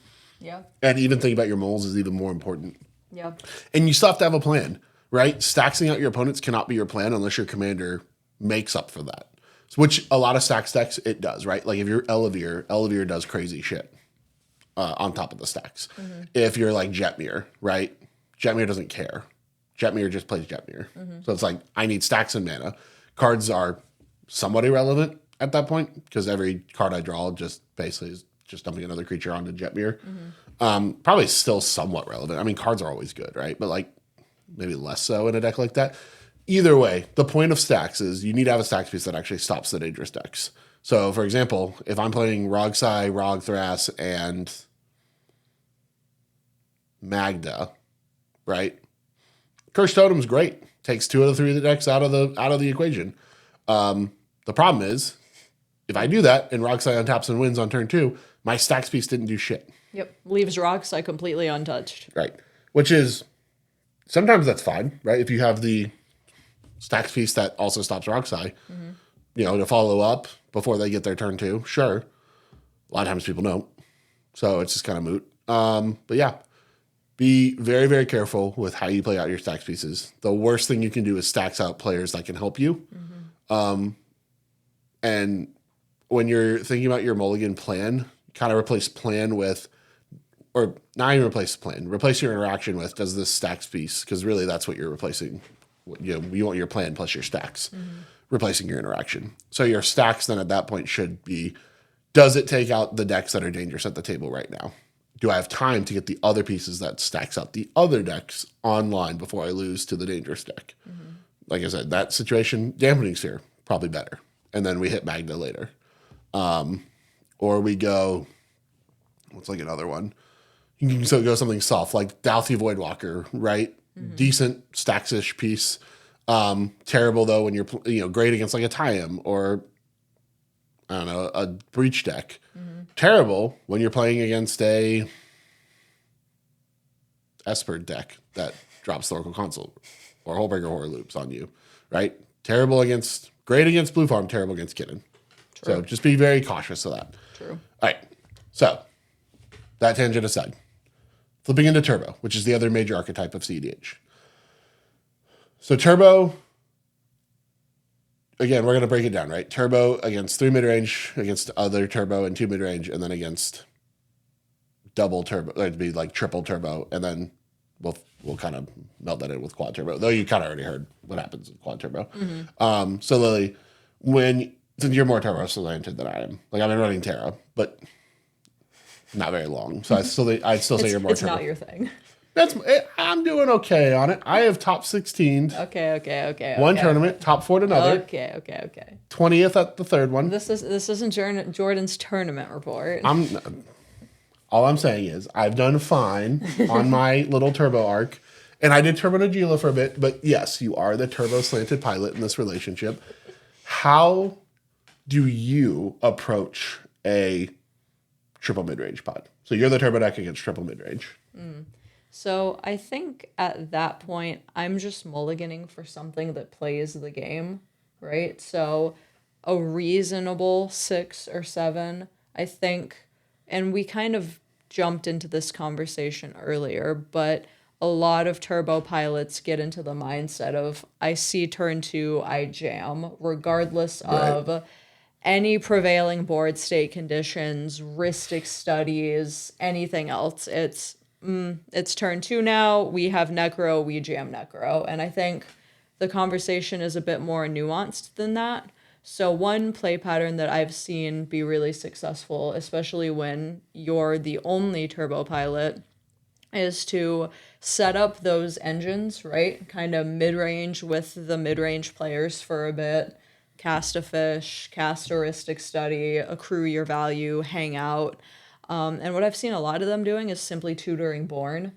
So first tutor goes and gets the flash effect, you drop your draw engine, and then you just wait. Okay. And you kind of lull the mid-range players into a false sense of comfort where they say, well, we got into turn 3 and turn 4. Okay, this is our territory now. We have engines. Rogsai, Ral, whoever the case may, well, probably not Ral. Ral's probably going to jam, but like Rogsai, Atali, Vivi, whatever it is just kind of chilling. Okay, we have some time. This is our territory now. And then they start developing their engines. They get their value. And eventually somebody's going to push. Right. And typically the most well-positioned mid-range player, because eventually somebody's going to get impatient and somebody's going to break. And they're going to say, okay, well, I think I've accrued the most value. I think I can beat the other 2 Ristic studies. Let's go for it. And then at that point, the turbo player can, A, go on top and capitalize with finding the early flash effect, or B, depending on seat order, they can go right after the mid-range player if the mid-range player overextends into their push, and then the turbo pilot just sends it. Cards like Final Fortune are really great for this. If the turbo pilot is left kind of unchecked for a minute, the mid-range players get lulled into this false sense of security and like turns 4 and beyond. You just drop a Final Fortune on them after their battle and say, okay, I'm going now. That makes sense. Yeah, because even when I played against other turbo decks, a lot of times, like, I find most turbo decks just blow themselves out early. Yeah. I think that's like the majority of them. Yeah. But then I watch like our buddy Eric, Exactly. our teammate Eric, right? Where he's a Exactly. very dangerous turbo player because he is very patient with how he approaches turbo. And so been got by him a lot. And I actually talked to him about our topic that we were going to talk about today because I wanted to make sure I was approaching this conversation the right way. And like he talks about like double gas as well is also really good for turbo. So it's like if I have a really strong explosive start of like, if I can hit, Necro followed up by the Nas or some other like really powerful 3-drop that Roxai has, right? That gets them kind of in a winning position, then you're basically just in a really good spot. Like it's really hard for midrange to be able to respond twice more often than not. Yeah. I mean, I kind of think of it as maybe a Necro and then follow up Necro with Beseech on the next turn. Like Beseech the mirror. So it's like a really flexible. Underworld Breach, we're going again. Yeah. If somebody shows you interaction and they're like, hey, stop what you're doing, then you say, hey, chill out. I'll be the good guy turbo. I'll get Heuristic Study. This doesn't have to be for an Underworld Breach. Let's have a conversation. So do you change? So would you ignore interaction then? A lot of times when you're as going the turbo player, so when you're going through our checklist that we talked about at the beginning, right? Which I do think is a little bit more mid-range slanted. Does the checklist change for turbo players? Do you go plan, mana, for plan, second plan, and or interaction? Because I don't think mid-range goes for second plan. Mid-range, no. Right. Mid-range has very protected one plan. But does turbo substitute mid-range for second, or I sorry, think so. Does turbo substitute interaction for second plan? 100%. Yes. They do not care, especially in the triple mid-range scenario when the others have developed their espers, Bristic, whatever the case may be. That's not their problem. Okay. And if they have interaction, it's going to be protecting their own attempt. So, when they go for that final fortune or whatever that killer is at the end, they'll protect that. And their interaction will be for that. Just because they don't run a high enough density to be as forthcoming with it. So it's really a situation where it's like, hey, I'm Rogside, don't look at me. You guys are Kin and Rogthras and Blue Farm, have fun. Yeah. And interact amongst each other, have fun. My Necro got blown out early. Good luck. That's fair. That makes sense. So how does that plan then change when you're running against double turbo? Sorry, against another turbo. So it's double turbo, double mid-range. At that point, so funny enough, I don't think the advice is terribly different from dealing with the mid-range scenario. I think as turbo B, you have to set yourself up for turbo A to push and be in the most greedy position to capitalize on it. So if you know that the mid-range players have mulligan for interaction, they've communicated really well, and they agree, hey, we're stopping at least one of them, then hopefully, and this is all deck dependent, right? Because certain decks like Ral don't wait around for the window to come to them. They do simply jam it, and they're really good at it. But, Rogsai, Atali, some of the more glass cannon decks often only get one shot at it before one counterspell blows them out. So I think those more glass cannon-y decks need to kind of sit back and wait for the other turbo deck to go and then go immediately afterwards. So setting up kind of like what you talked about in that pod at the boil, right? Nosing on top of each other. You set up your Nos. You see if the mid-range players stop the first turbo's Nos. If that gets stopped, you go. Or if it's looking like they're gonna Nos, you Nos on top of them and you get yours. And you hope to find a counter spell for the other turbo player's Nos, and then you're in the best position. Either way, you're set up really well. Exactly. Yeah. It's about playing your game to the best of your ability, and also kind of leaning on those mid-range players that they kept to their word, and you're not immediately getting turn 2'd if you haven't had your turn 2 yet. Yeah, that makes sense. And again, talking to Eric about this, talking through kind of like the turbo mindset going into this of like, if players don't expect to see a turn 2, then I want to mull to make that true for that pod. Yeah. Right. So 100%. you're less mystic focused, more because he's a rock side player. But this kind of I think applies anywhere. But you're more of that explosive Nas necro focused. Yep. Which is kind of what when you're going through your mulligans, that's kind of more what you're looking for. Yep. Or even, I mean, turn 1 hexing squelcher, right? Turn 1 protection piece, or some insane shit like we see Stacko do, like turn 1 D grid pass or GA pass, right? Like, I feel like that's all I ever see Stacko do. Is turn 1, some crazy silence piece of some kind. Yeah. Turn 2, jam. Yeah. And he gets there. More often than not, he gets there. As we saw at the part. World 3. Yes. Craziness. But yeah, I think you just, as the other turbo player, you do have to just continue to be greedy. You have to continue to play your game. You can't, I mean, you can help the mid-range players to a certain extent, I guess, if they mulligan low and kind of like you were talking about before, you say, hey, that's on you. You can be forced into that position, but it's not your most optimal position. Right. Yeah. Because then you're playing kind of the mid-range deck strengths. Exactly. And then you're kind of falling behind. And if you let them go into 3 and 4, they're going to start outvaluing y'all. Yeah. So your hands then should have that plan that's set up to be like, cool, I can jam. And if I don't get there, I can either pivot into another plan or another jam. And then what happens if you don't get there again? You're just cooked. But I guess that happens to anyone, right? If like both I guess if my plan gets countered. If both your jam attempts get countered and the mid-range players get online, you are top decking. And that's the reality of turbo, right? The fortunate part is your top decks are a lot more explosive. So things like Wheels and Jessica's Will can get you back into the game really quickly, which is the fun part of turbo. But if you start drawing the shit part of turbo, which is just rituals and lands and the 10 counter spells you run, it gets rough. That's there. Okay, so then going to triple turbo. So you're one of the 3 turbo, or even quad turbo. Does this dramatically alter plans at all? Or does this get weird for turbo decks? This gets awkward, and I keep going back to the Gathering Place tournament because we saw such a high density of turbo decks at that tournament. I think I sat in 2 or 3 triple turbo pods, and once again, I think you have to set yourself up to take advantage of it the best. So I had 1 pod. It was, I think I was in seat 1. Gwenum was in seat 2. Borga Bormos and Fibblefip was in seat 3. Borigmos. Yeah, but whatever. Fibblefip. Yes, that. Thank you. Was in seat 3, and Winota was in seat 4.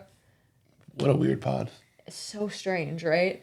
And so I look at the Fibblethip player, and I'm like, to the extent that you can, because I understand you don't run that much, but if it's at all possible, can we make sure we don't lose to Gwenum? Because I just seen Gwenum in another pod and got absolutely shit on by it on turn 2. I got turn 2 like 2 rounds before. And I'm like, hey, if at all possible, can we not do this? And he's like, I'll try, but Yeah. And I'm like, yeah, no, fair enough. So I ended up getting a hand that had Deadly Rollick, some early mana, an early Malcolm, a Rollick, and an Adnaz. And so I'm thinking, sick. As long as there's no egregious stacks piece from Winota, we're cooking. And eventually it happened where Draenith came down, Gwenum didn't get online, I Adnazed, and I ended up winning. And Fibblethip didn't keep interaction. So I think this goes back to the point of you have to further your game plan the best that you can. Right. So in the game I talked about earlier with Ral, Rogsai, and Rowan, Rogsai and I's furthering our game plan in that scenario was just getting draw engines. Right. Because we understand a Rakdos deck can do nothing but push. Ral True. can do nothing but push, right? So him and I are then in the best position after either one of those do the greedy thing to just go right after. And that's what I ended up doing. Rogsai got a bit too jumpy and jammed when there was still interaction. Ral had to counter it. and they couldn't get through my mind break trap, and Rowan got removed, leaving the window open for me to win. So I think as one of the turbo players in one of these pods, you have to politic really effectively. I think finding an ally in the pod is really crucial. Like Rogsai and I decided early, like, hey, we don't like to be beyond turn 3, but can we please agree this is what we're doing? So finding an ally early that says, yeah, no, I don't think I can out turbo this. Let's actually chill out a bit. And just finding something proactive, but also you may want to have a bit of interaction in this one. Yeah. I do think having that mind break trap really held the Ral back from not trying to just cook the shit out of us early. So I do think this is where a turbo player may want to have at least one piece, when normally that's not your problem. I think that's fair. I think it's a very good argument to have where it's like, at a certain point, what am I supposed to do? Yeah, like at a certain point, you can't be greedy as a turbo deck. And normally 100% of the time, be greedy, that's not your business. But it is your business when you're all turbo and you want to get to your turn too. Yep, true. At the end of the day, right? Have the plan. If you assess that you don't think it's going to be you, then you have to. I mean, this is a great example, right? If you went through our checklist correctly, you assess on who you think is going to be pushing first and who's going to be interacting, and you're looking at the other uninteractive decks, and you're like, it's me, and I'm in seat 4. I'm not going to turbo off before these 3 do. Yeah, and sometimes the plan, right, is get to my turn 3. Sometimes the plan is survive. In like horror video games or zombie video games. What she means by the plan is like the game plan before you're mulliganing. Your plan should still be a plan to do something in the game. No. Survive. Just like the red font across the screen, like you're in a horror video game. Survive. Yeah. No, I agree. It's tricky. It's very tricky. It's awkward. But yeah, hopefully this was helpful. I think if you really follow these guidelines, it helps. And we're going to show you some real examples right now, from our decks, so you can kind of see how we apply these principles to our own mulligans.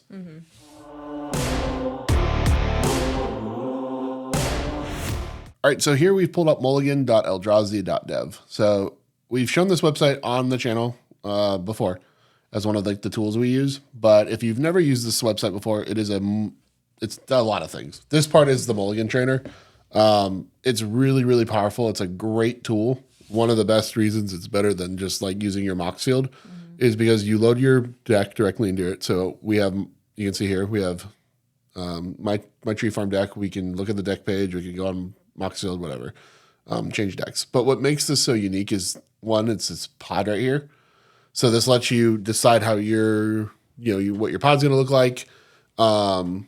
If you want to keep your first 7, if you want to mulligan, I kind of showcase how this all works. But right here, what the most important part is, I'm in seat 1 on TNT. We have a Rogrek Ishai deck in seat 2. So I'm thinking to myself, okay, cool. Rog Ishai, they want to win through breach lines. More of a control deck. They want to clone Rhystic Study and Smothering Tithe. So they're going to try and get Rhystic and Smothering Tithe online as quickly as possible and then clone the shit out of them. So I probably know that I probably don't want to keep a super Rhystic heavy hand, and I'll probably talk to the table about hey, probably shouldn't be playing our draw engines out, our enchantment engines, because this deck will just kind of roll over us if we let it. So I'll probably say that out loud. Then we have Tim DeCrum. We all know what Blue Farm wants to do. So I'll keep a mental note. It's seat 3. It's a decent position for them. They are sitting behind the control player. So if they are the one to push first, which I doubt it because I think they'll wait for Vivi to do it, to be honest. But I want to think to myself, okay, cool. The control player will go first. We'll untap. We'll probably get to hold up interaction. So I can maybe be a little bit greedy here. The Vivi is kind of the wild card. The reason is it's hard to tell what kind of Vivi a Vivi is. There are 2 main variants. There is the mid-range and the turbo version. I tend to think the Vivi that's mid-range is a little bit stronger, but I know the turbo one's probably a little bit more popular.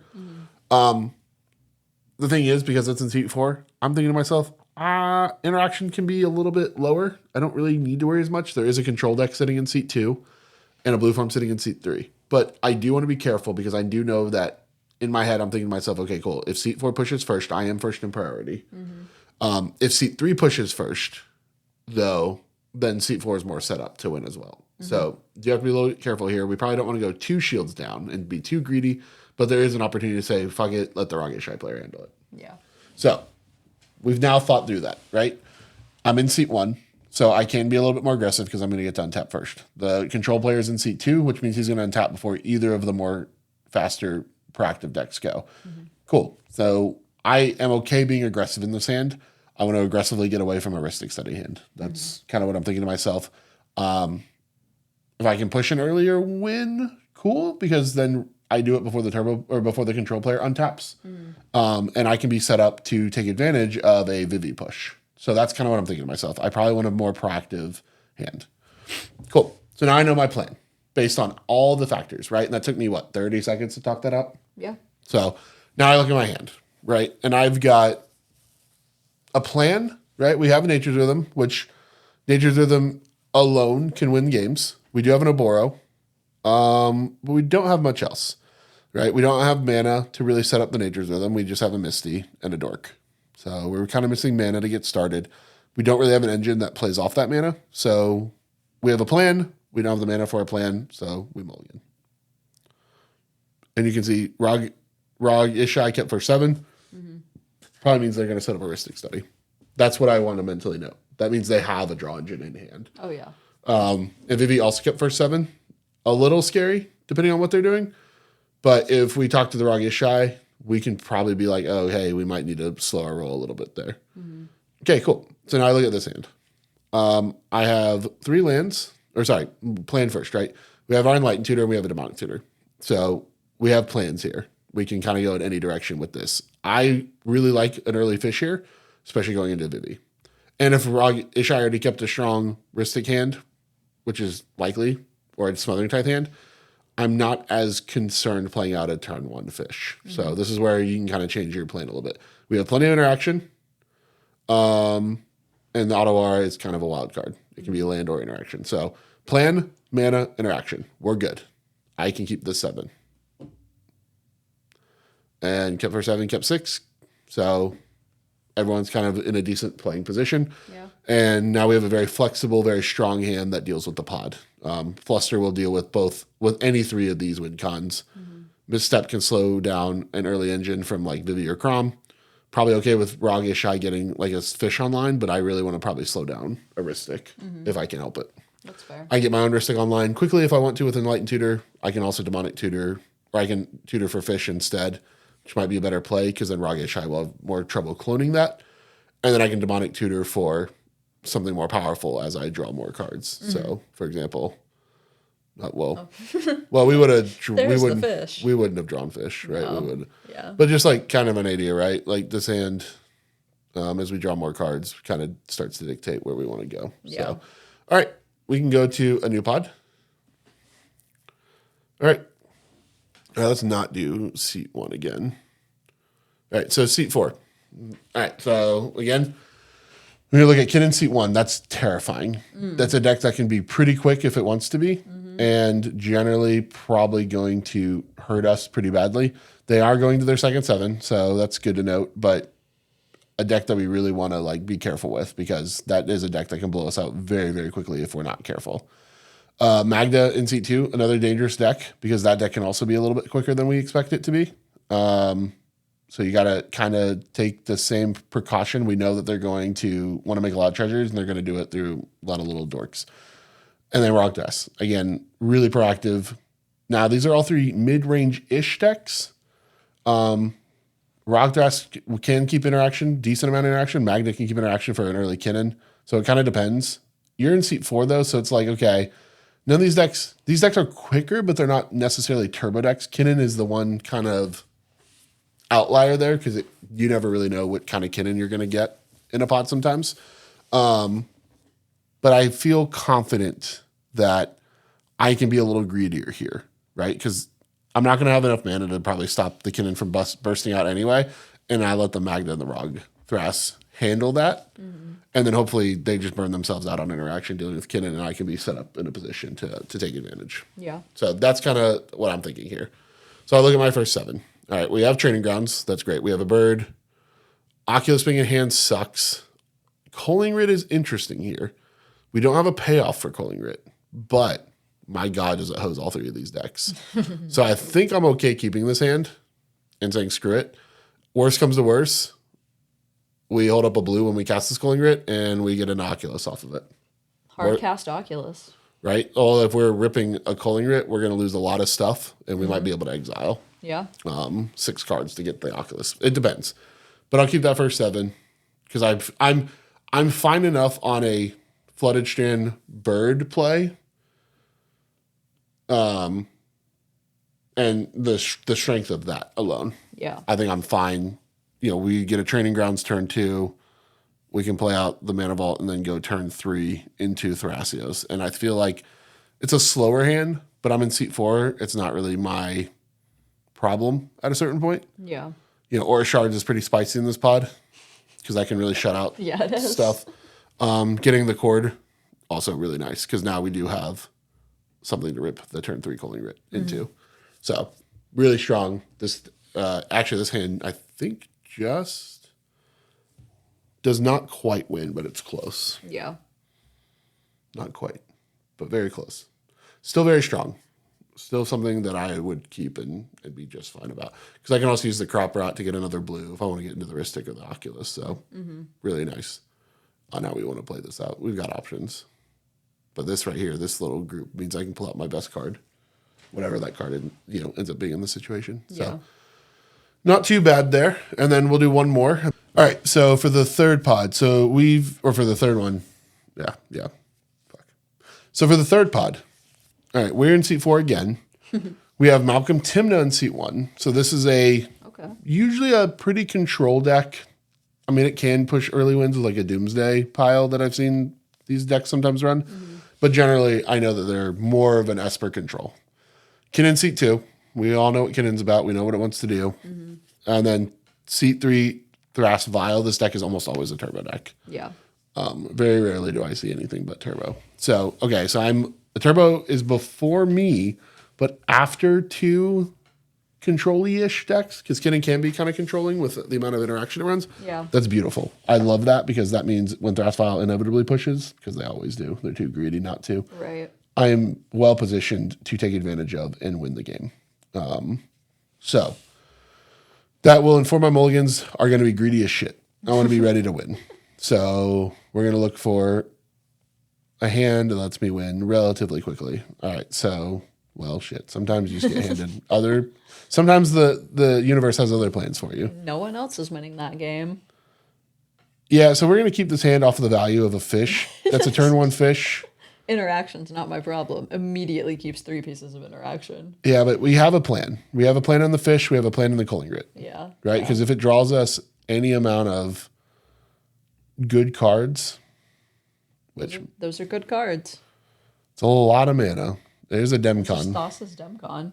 You just win. Oh yeah, I didn't even see the Thassa. Yeah. Well, hey, sometimes you have it. We're well set up. It worked. Plan worked. Plan worked. So as you can kind of see it play out, how Lily and I kind of go through mulligans from a mid-range perspective. So this is looking at it from this side where I'm like, okay, I want that plan, right? We saw the plan set up. And then you look at the mana to set that plan up. So in this case, we have 2 ways to get the fish online. We can also cast the vault turn 2. And then we would have drawn into all the mana we would have needed for Thassas and Demcon. So we're well set up to win this game very, very quickly, usually after that Thras Vial push. And we'll have tons of interaction to back it up. And we can aggressively pass turn and be very comfortable. Or pass priority and be very comfortable, knowing that Malcolm Timna probably has interaction and Kinnan has interaction. I would ask first and be like, what do you guys have? Because not looking great over here. From an not interaction looking standpoint. great is crazy. The problem is you only have Force or Fierce. You don't have both. Yeah. Because you don't have a blue pitch. Like You're not going to pitch your Thoracle. Right. Like I'm, especially with Demcon coming pretty quickly after. Like let's say someone pushes and I draw both.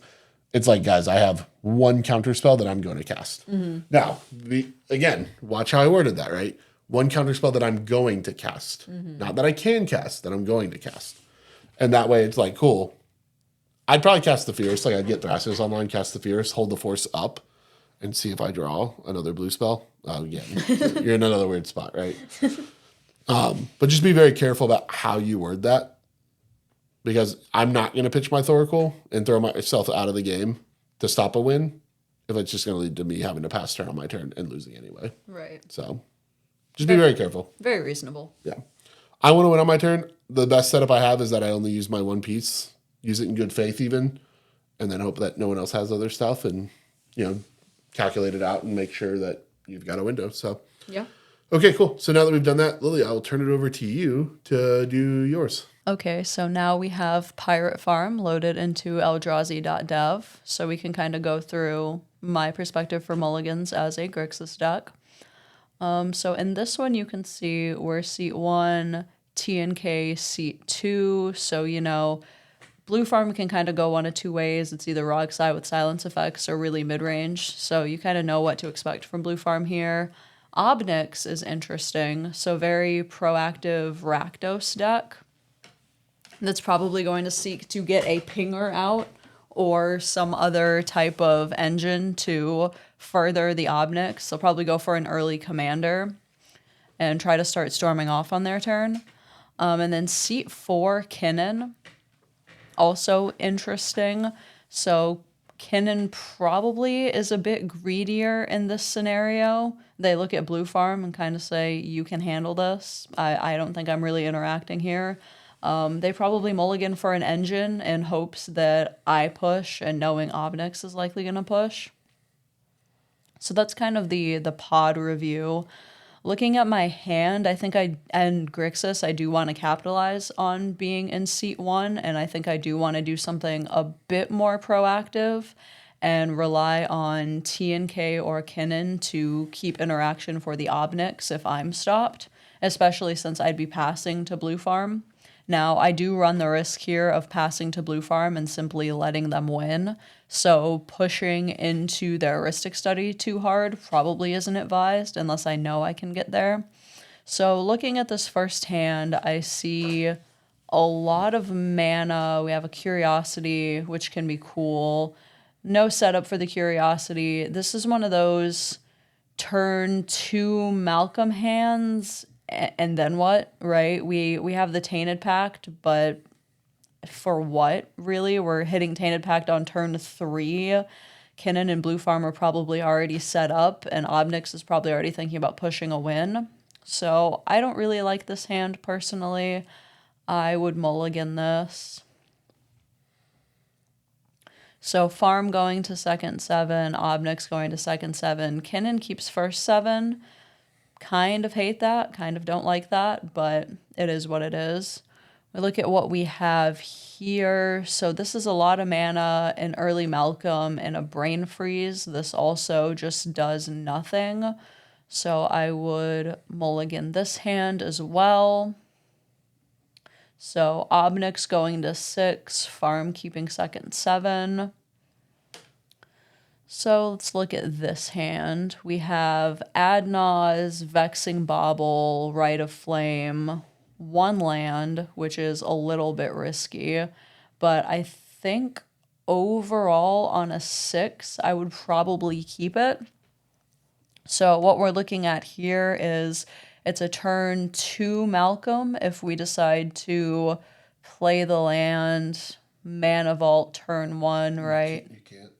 Why? It's an exotic orchard. Jordan, no. You're so right. You foiled my plans. You can't keep this hand. No, you're right. This has to be a mulligan. Okay, so looking at this hand, we're on a mull to 5 now, which isn't great, but overall, I think we keep it. There's enough going on here, right? The plan is probably Dirge. Mayhem Devil is interesting, but we don't want to fuel the Obnix, so I think this is probably a scenario where we would have to ignore the Devil, which really makes me sad. So I think the keep here is Bauble, some mana, Dirge. Oh, giving up Mayhem Devil Curiosity really makes me sad. But with the Obnix in the pod, we just cannot take that risk. So probably just the other land here to ensure when we hit that Oh no, we don't even need the second colored source. This is a Nas. Just to ensure that we hit that dirge consistently. And this probably pushes on, was this turn 2 Malcolm, turn 3 dirge? So turn 3 push from seat 1 is not bad. Under a bobble too. Under a bobble as well. That's actually a really good hand here because the bobble means that you can slow down the other 3 decks as well because they won't be able to get their. Yeah, bobble from seat 1 is actually really detrimental to Kinnan. If their whole first 7 was rock, rock, rock, Kinnan, that actually does a really good job of tempoing them out. Yeah, because you're gonna get to push before anyone really gets to set up, which I think is really key on this hand. So it's a strong hand. Yeah, it's a strong 5, and this is where we can kind of afford to be aggressive in Grixis. Although it really hurts to give this up, but You're missing the pirate turn on thing, the ley line, or whatever. That's true. That's true. It does miss the hack effect. So let's go on to a new pod. Okay, so we have a seat 1 Atraxa. So this deck is interesting. We actually don't see too much Atraxa in our personal meta, but from what I have seen of it, it's just a greedier food chain deck. Some of them seek to get their commander early, some of them don't. It really depends on the game plan, but overall, greedier food chain deck, they're probably not going to interact with much, in my experience. We have Rogthras, so that kind of more proactive cradle strategy. We know what Rogthras does. I'm in seat 3, and then seat 4 is Corvold. So I think overall there are more greedy decks in the pod than I am. I think Rogthras will kind of have to interact in this pod either with Atraxa and definitely with Corvold. So I think this is a pod where I'm content to get an early Malcolm online, get an engine, hope Rogthras doesn't rocket too far ahead of us, and hope that Corvold forces some interaction out of Rogthras's hand, and I can capitalize afterwards. Being in seat 3 is a little bit awkward because they get to set up before me, but not too detrimental overall. So looking at this hand, we could have Felwarstone, Mox Amber with no Malcolm yet. This gives us turn 2 Malcolm from seat 3, and we have a Red Blast, which doesn't really do much to the Corvold in the pod, and we have a Praetor's Grasp on 3. So I do think this is a little bit slow. I don't like the game plan that we're going for, so I would personally go to second 7. So Atraxa keeps first 7, Rogthras mulligans, Corvold keeps first 7. So not looking good for us. This does kind of spook me. Looking at this hand, it's just a bit too slow, especially for seat 3. We could have an on-curve Lightning Rig crew with the mana we currently have, and then a turn 4 Malcolm, which is awful in this. So this is definitely a 6. Rogthras keeps 6. Okay. So this is the 6 that we're looking at. I really like this. I would definitely keep this. I would bottom a land.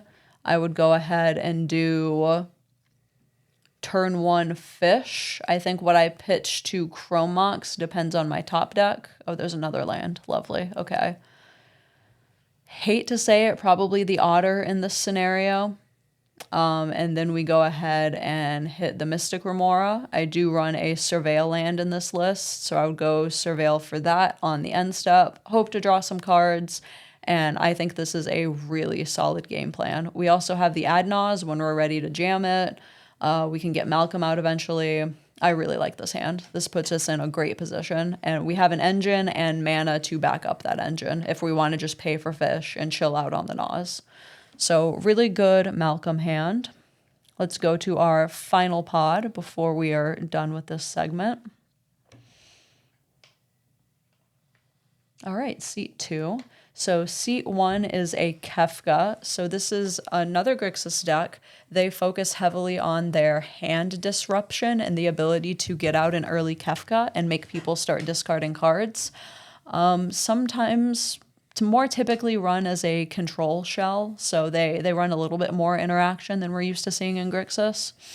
Then myself in seat 2, Y'shtola. So this is an Esper shell, probably going to run the typical win cons like Thoracle Consult and be a little bit higher on interaction. Probably see an early Rhystic, Mystic, or Tithe from them. So this will be a draw engine game. And then we have Rog Ishai. So also this will be a Rhystic, Mystic game, a little bit more control-y, and Kefka is going to have this hand disruption. So this is a very awkward position for me to be in. I definitely think I'm the more proactive deck at the table, so there'll probably be a pregame conversation about my deck, and I will probably get boogeyman in this pod, honestly. But we just work around that. We deal with that. It's Grixis. It is what it is. So this hand's actually really interesting. I'm not sure that we keep on first 7. There's a lot of gas pieces, but no way to get to them quickly. Mayhem Devil's interesting if any of the Esper shells or white decks drop Smothering Tithe. This has a really high ceiling in this pod, but I would only be able to get it out on turn 3. I don't think we can bank on a turn 3 Devil. And J-Will also gets really awkward. Probably turn 3 J-Will with Malcolm. Probably not quick enough. So I mulligan. Okay, so Kefka's going to 6, Y'shtola's going to second 7, and Rog Ishai kept first 7. Okay, so they likely have a Rhystic or a Tithe. There's some sort of engine going on here that we can expect from them. Esper mulliganing, not snap keeping, is good for us, and Kefka going to 6 is also probably good for us. So looking at this hand, this just gives us the turn 2 Necropotence. So turn 1, we hit the Surveil land, we see what's on top. Rhystic Study on top is hilarious, actually. But yeah, we hit that Surveil early, and then turn 2, we untap, we Cabal Writ, and we jam Necro. And honestly, if anybody shows us any interaction or that is countered and we do top deck that Rhystic Study, it's a turn 3 Rhystic Study. Assuming that we top deck a land for turn. Oh, Soul Ring. Yeah, okay, so we're fine there. So even with jamming the turn 2 Necro and assuming we get stopped by one of the players with interaction, it would be a turn 3 Rhystic Study, top decking the Soul Ring. So pretty solid game plan overall. Kind of sucks that the Flusterstorm isn't online, but the beauty of this hand is a turn 2 Necro in seat 2. I am the kind of deck in this pod that's just making them have it. And if they are greedy and decide to set up engines, and assuming I won't get there, I 100% capitalize on that. So let's keep our second 7.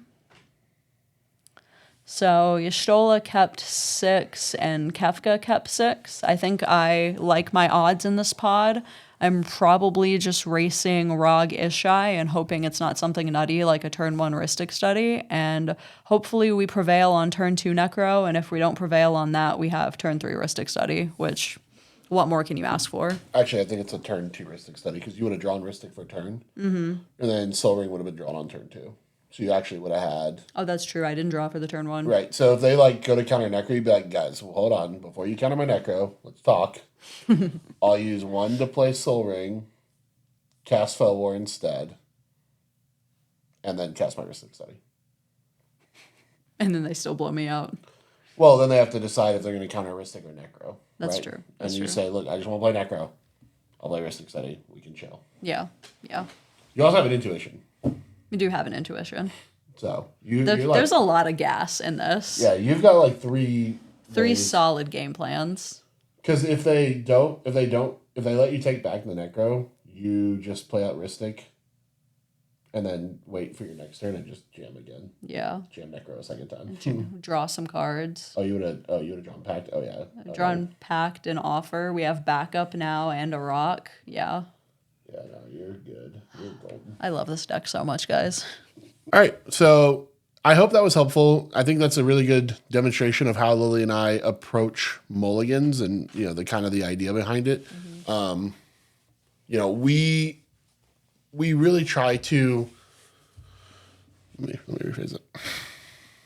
So hopefully that was helpful. Hopefully that let you guys kind of see the thought process of how we actually go about it. So not just teaching you the way we do things and the process that we talk through and how we kind of identify our mulligans, but also showcasing it live against the type of decks that we'd look at and how we kind of go through our process. And I think that's one of the reasons that Lily and I are so consistent at our performances is because we have mulligans down pretty well. Like, it's very rare that we mulligan a bad hand, mulligan into a bad hand and keep it.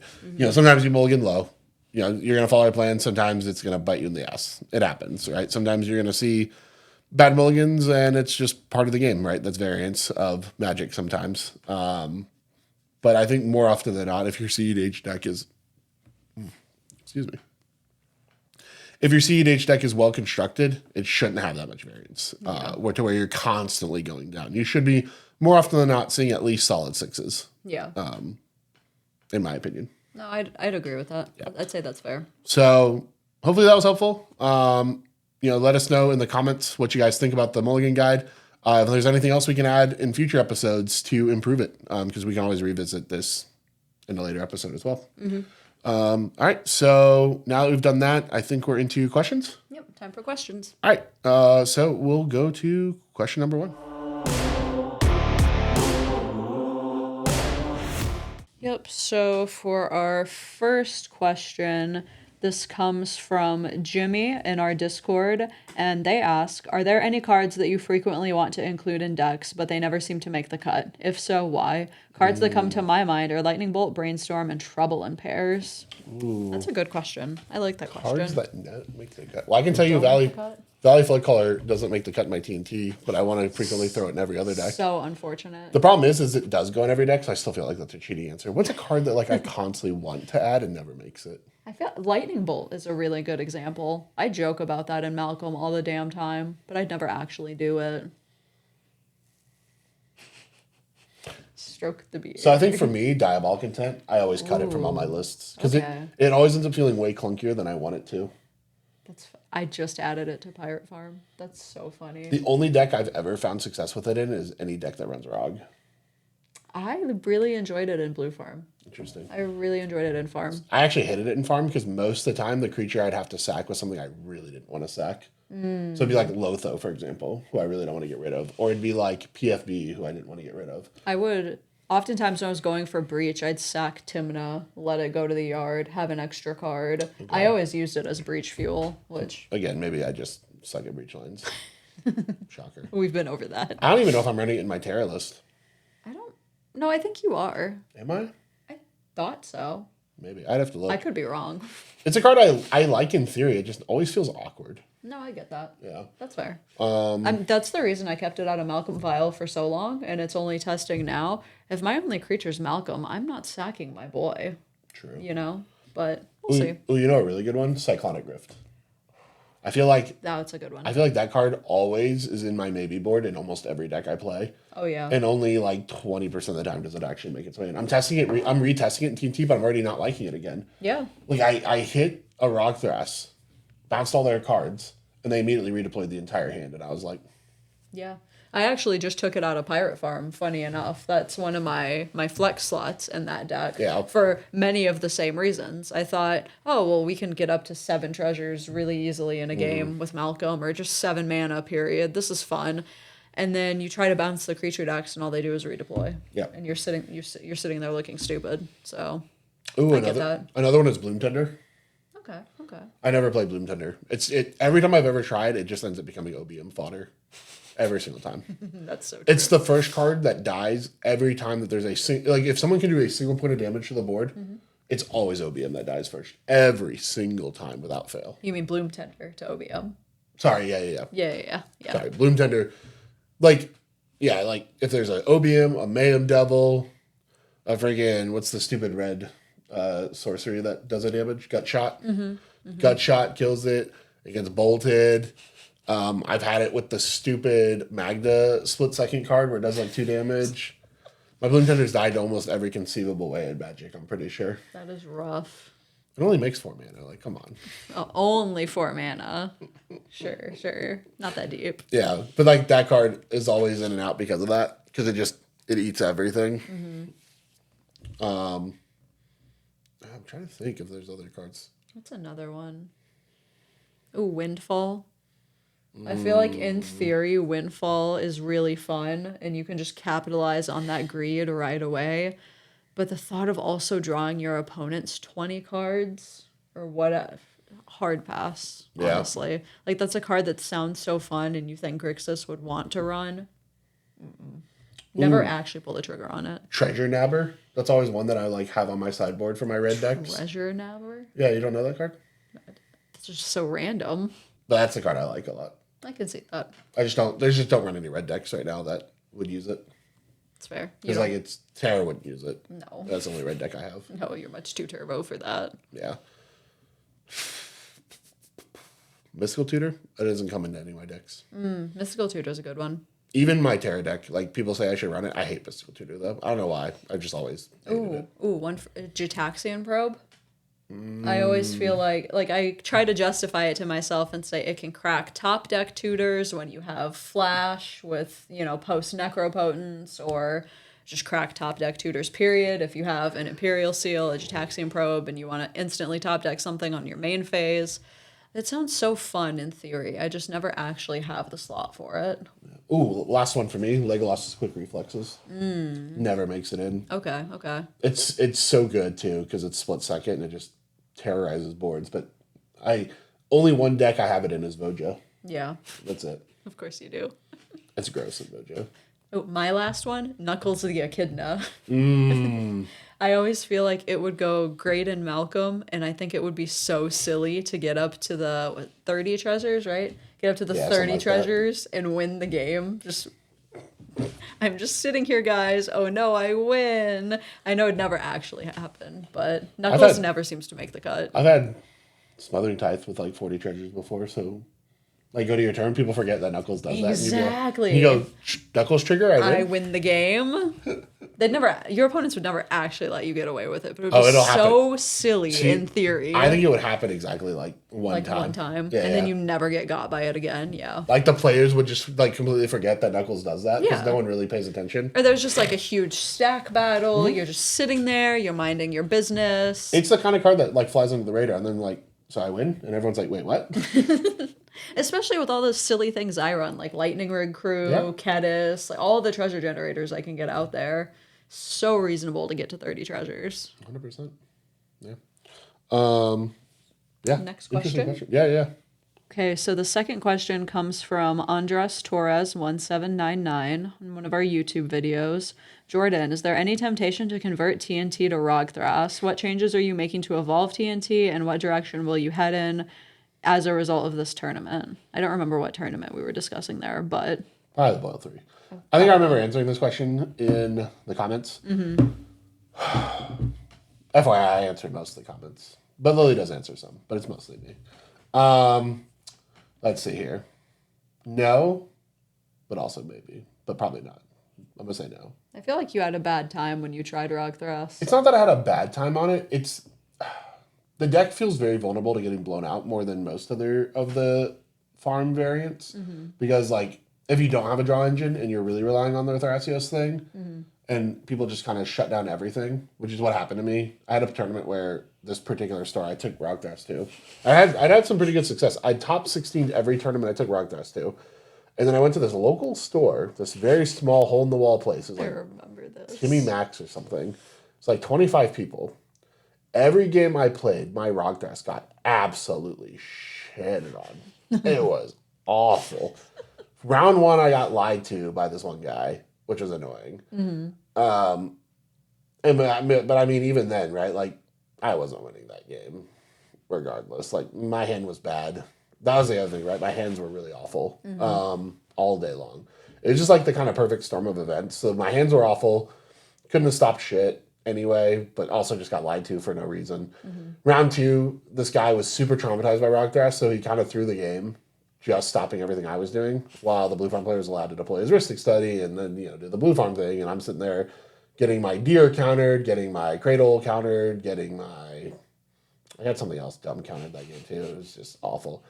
And then went to round 3, lost that to a Coaling Ritual that came out like turn 2. And I was like, dear God.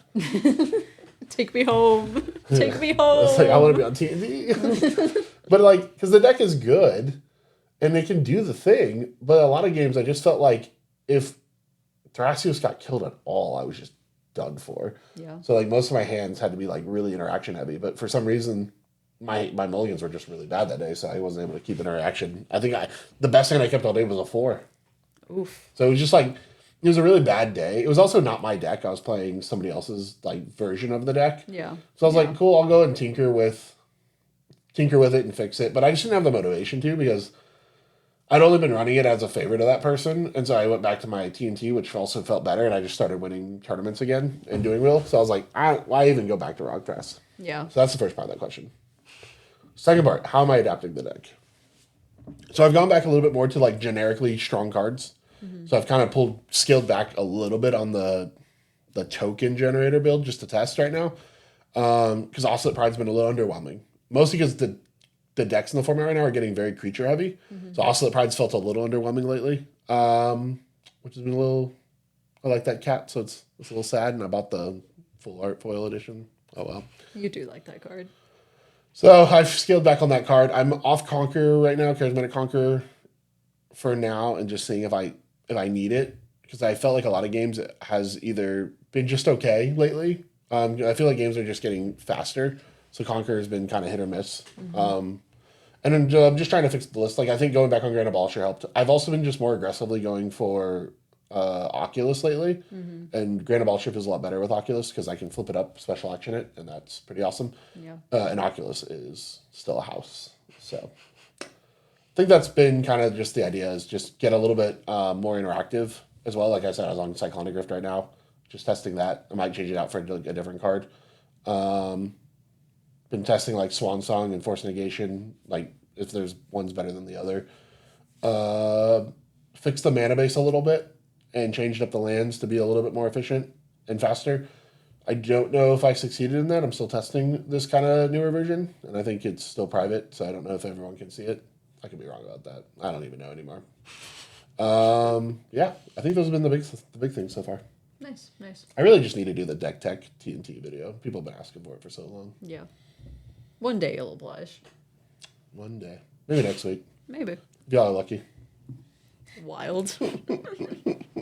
All right, our third question also comes from our YouTube comments section, and it's from Uruz Tyerson. Does your team sell any Monolith merchandise? Really? That was the third question? Yes. That's crazy.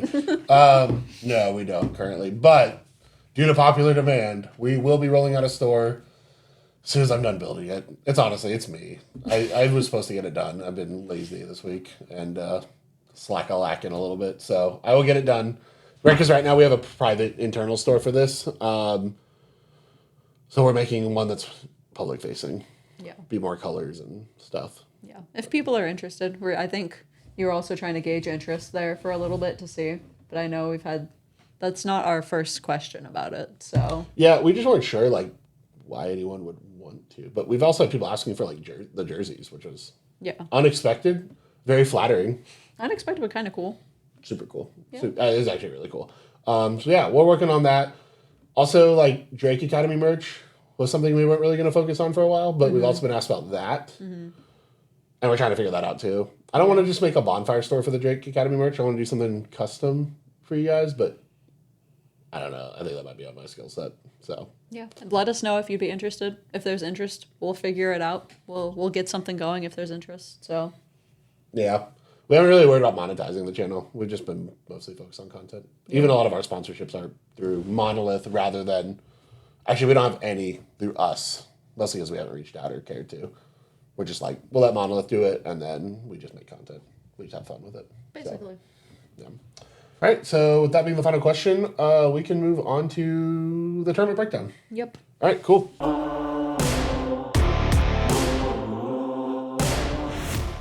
So this weekend, we are breaking down the Wilkes-Barre Beatdown 2 CEDH 5K hosted by Excalibur Events, which is Baldy's tournaments. Yep. And looking at their meta. So, a couple things about their meta. 2 players decided not to give their deck lists, but we know Sam Black is probably on Rogdrass. More than likely. They were cooking on Rog Ishrai for a minute. Oh, were they? It's Rog some or other. Yeah. Sam likes to leave their lists mostly private, though. So, yeah. don't want people knowing the hot tech, the hot spicy. Mm-hmm. Which, probably fair. Probably should be doing that ourselves, but you know what? Oh, well. I don't care. I don't care. Either. So, for our top 4, Shauna took it down on her Malcolm Kettis, which, if you don't know about her Malcolm Kettis, it's the most hilarious Malcolm Kettis ever Malcolm Kettis.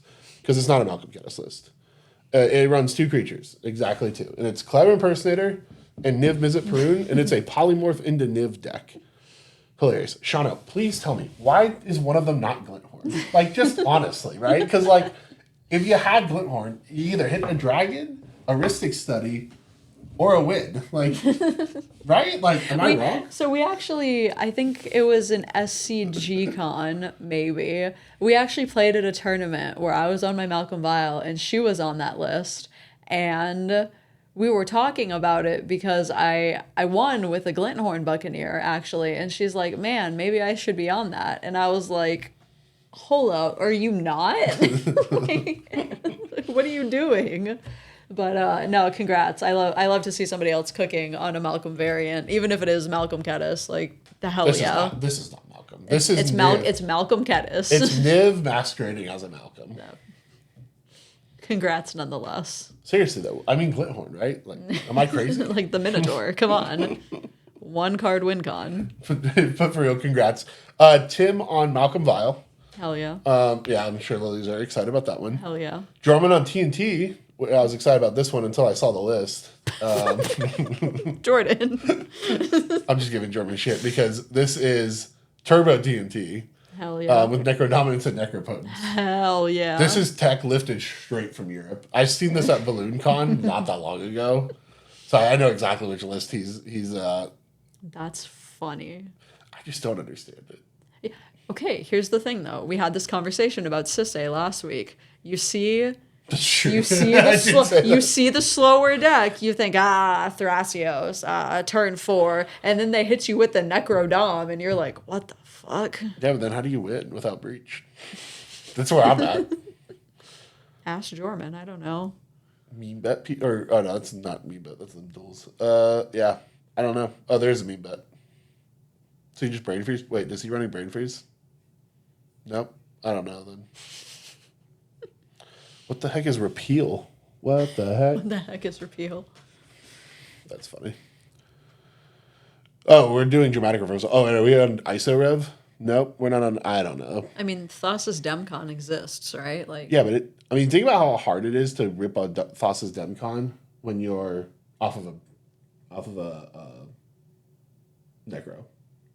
Yeah. It can be pretty difficult, right? That's fair. Generally, you're trying to hit the... I mean, that's all you're down to with Necrodom anyways. You're not breaching through Necrodom unless you're destroying the Necrodom. So, Yeah, because there's on the Devoted Druid combo, no Hazel. So, assuming you're on Swift, yeah, so... I think I saw a tournament report, and I think it was one of Jorman's games, where they just natty turn 2 or turn 3 had Devoted Druid Swift. Yeah, I mean... So I think they're also just turboing out infinite mana as fast as possible. Well, yeah, but any TNT can do that. You know what I mean? You don't. Well, no, because I'm too chicken shit. If you've watched me play Terra, you know I get chickened out of gunning for it sometimes. I guess you have Praetor's Grasp, so you're trying to Praetor's Grasp people's breaches. That's spicy. That makes sense. But then you're still missing... I don't think the point is breach, Jordan. I don't understand that. The point is not breach. It's so inefficient. It feels like it should be inefficient. Clearly not. He won hella games. He won 3 games. Let's calm down here. Hella games. I mean, I guess 4 technically, right? Yeah. I mean, better than I did, so, at my last tournament. Yeah, very interesting list. Mm-hmm. I like it, but I don't like it at the same time. It does. It goes against every fiber of my being. Every mid-range bone in your body is screeching right now. And then Brandon, fourth on Brigid. This deck is Hell yeah. really interesting. I feel like it's so much faster than people realize it is. Oh yeah. This deck is Turbo Selesnya. This deck is quick as fuck. Then we had Roxai in fifth. Max P on a more sensible TNT. This is a TNT I can get behind. Yeah, I mean, this is no bad cards TNT, so it's like I think there's like 4 iterations of TNT floating around right now. My Tree Farm, Max P is kind of the standard bearer for the NBC. Jorman's doing the kind of European Balloon Con turbo style, and then there's the like weird Razakith one that's floating around there in the Nebulous. Right. But yeah, this is pretty much no bad cards TNT. The idea here is that you're doing more of the generic value engines, so more like Titheristics, than you are focusing on the Cradle shenanigans and trying to take advantage of overwhelming people with Cradle. So it's more generically powerful cards like things like Kinnan and Wan Shi Tong and Clever Impersonator, Cabbage Merchant, stuff like that, rather than a focus in on like Springheart and Tuco, Biomancer's Familiar, Abora Breed Scholar, stuff like that. That's fair. You're trying to win more with the Brewmaster lines, maybe a little Thoracle action. I approve of that more than Gaia's Cradle. Good job, Max P. I will untap my Cradle as much as I can. Thank you very much. Justin on Kinnan. On Kinnan, Nick on Timna Crom, Fabrice on Unknown Commander. Unknown Commander bringing it back, old school here. The Gitrog monster. I'm telling you, this card is going to see a lot more play. I know. This card is annoying. I know. Yeah, and then Malcolm on Sisay. We had a Rockdass, a Kenrith, Sam Black on Mystery Deck. Probably, I think it's probably Rockdass. I would bet money. Okay. I'd bet money. And then Kidden as well. So congrats to our top 16. And yeah, very interesting meta. Nothing honestly all that surprising. Maybe Ian bringing Kenrith back from the dead. It's probably like the most surprising thing on here. Yeah. I think Bridget's going to see more play because his deck's faster. My little soul is happy. A double Malcolm top 4. I saw that and we're so back, guys. Malcolm is so back. Yeah. I'm very happy about that. For now. And then it's going to get shit on next tournament. See, this is the thing about this, though. This double Malcolm top 4. It means people are going to be extra wary of Malcolms and just shitting on it. And that does make my little soul sad. But yeah, I was looking at Tim's list. it's all good. He's definitely leaning more into the Fireweaver type stuff rather than you were. He does lean into the hacks more than I do, for sure. Yeah, like he's all in on him. Even like Glamour Gifter. I tested that card. I found it was dead more often than not, but I wonder if you have more of them. He's on Fireweaver. He's on Wealthstalker Ardent. Ardent. Yeah, I don't know the why I can't Sunshot say Militia. that. Yeah, so I mean, I guess Glamour's probably not dead if you're on all of those, but it felt dead in my list personally. Yeah, I don't know. I don't know either. Good for him though. Good shit. It's a cool deck. I think he also turned 3 Glinthorn to them in top 16 from what I saw on Twitter, and hilarious. Chef's kiss to you. That is my favorite thing in the world. Yeah. I mean, the rest of it's pretty bog standard. Malcolm Blau from what I've seen. Nothing like standing out. Yeah. Our Bobble Tech's in there. Bobble Tech. But yeah, I mean, literally the rest of it's like very bog standard. Entomb, maybe that's like the only like kind of spicy include. I don't know if that's even that spicy. It used to be standard in Malcolm lists a while back. Yeah. I used to run it personally.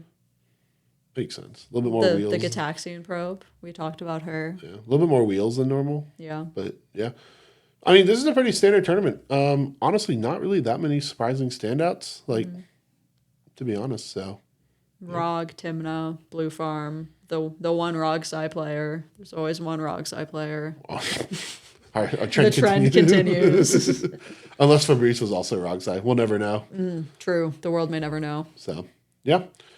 Congrats to everyone in this tournament.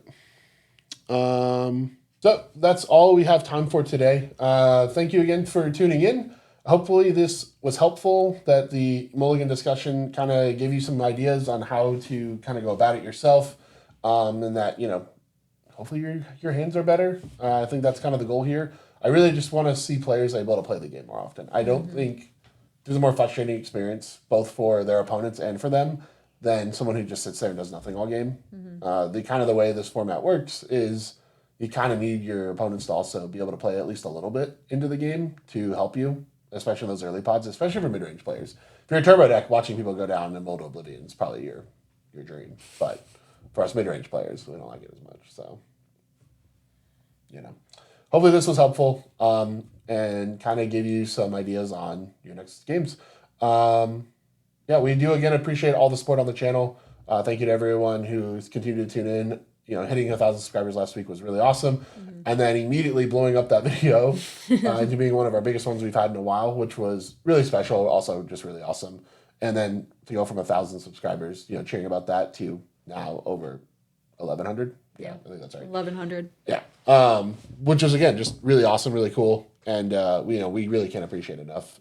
We put a lot of work into making this as educational, as entertaining as possible. And it feels like a lot of people are very supportive of what we've been able to do. So from the bottom of our hearts, thank you. Yeah. Still surreal to me that there's 1,100 of you out there that found both of us interesting enough to click subscribe and continuously watch. So yeah, we really appreciate it.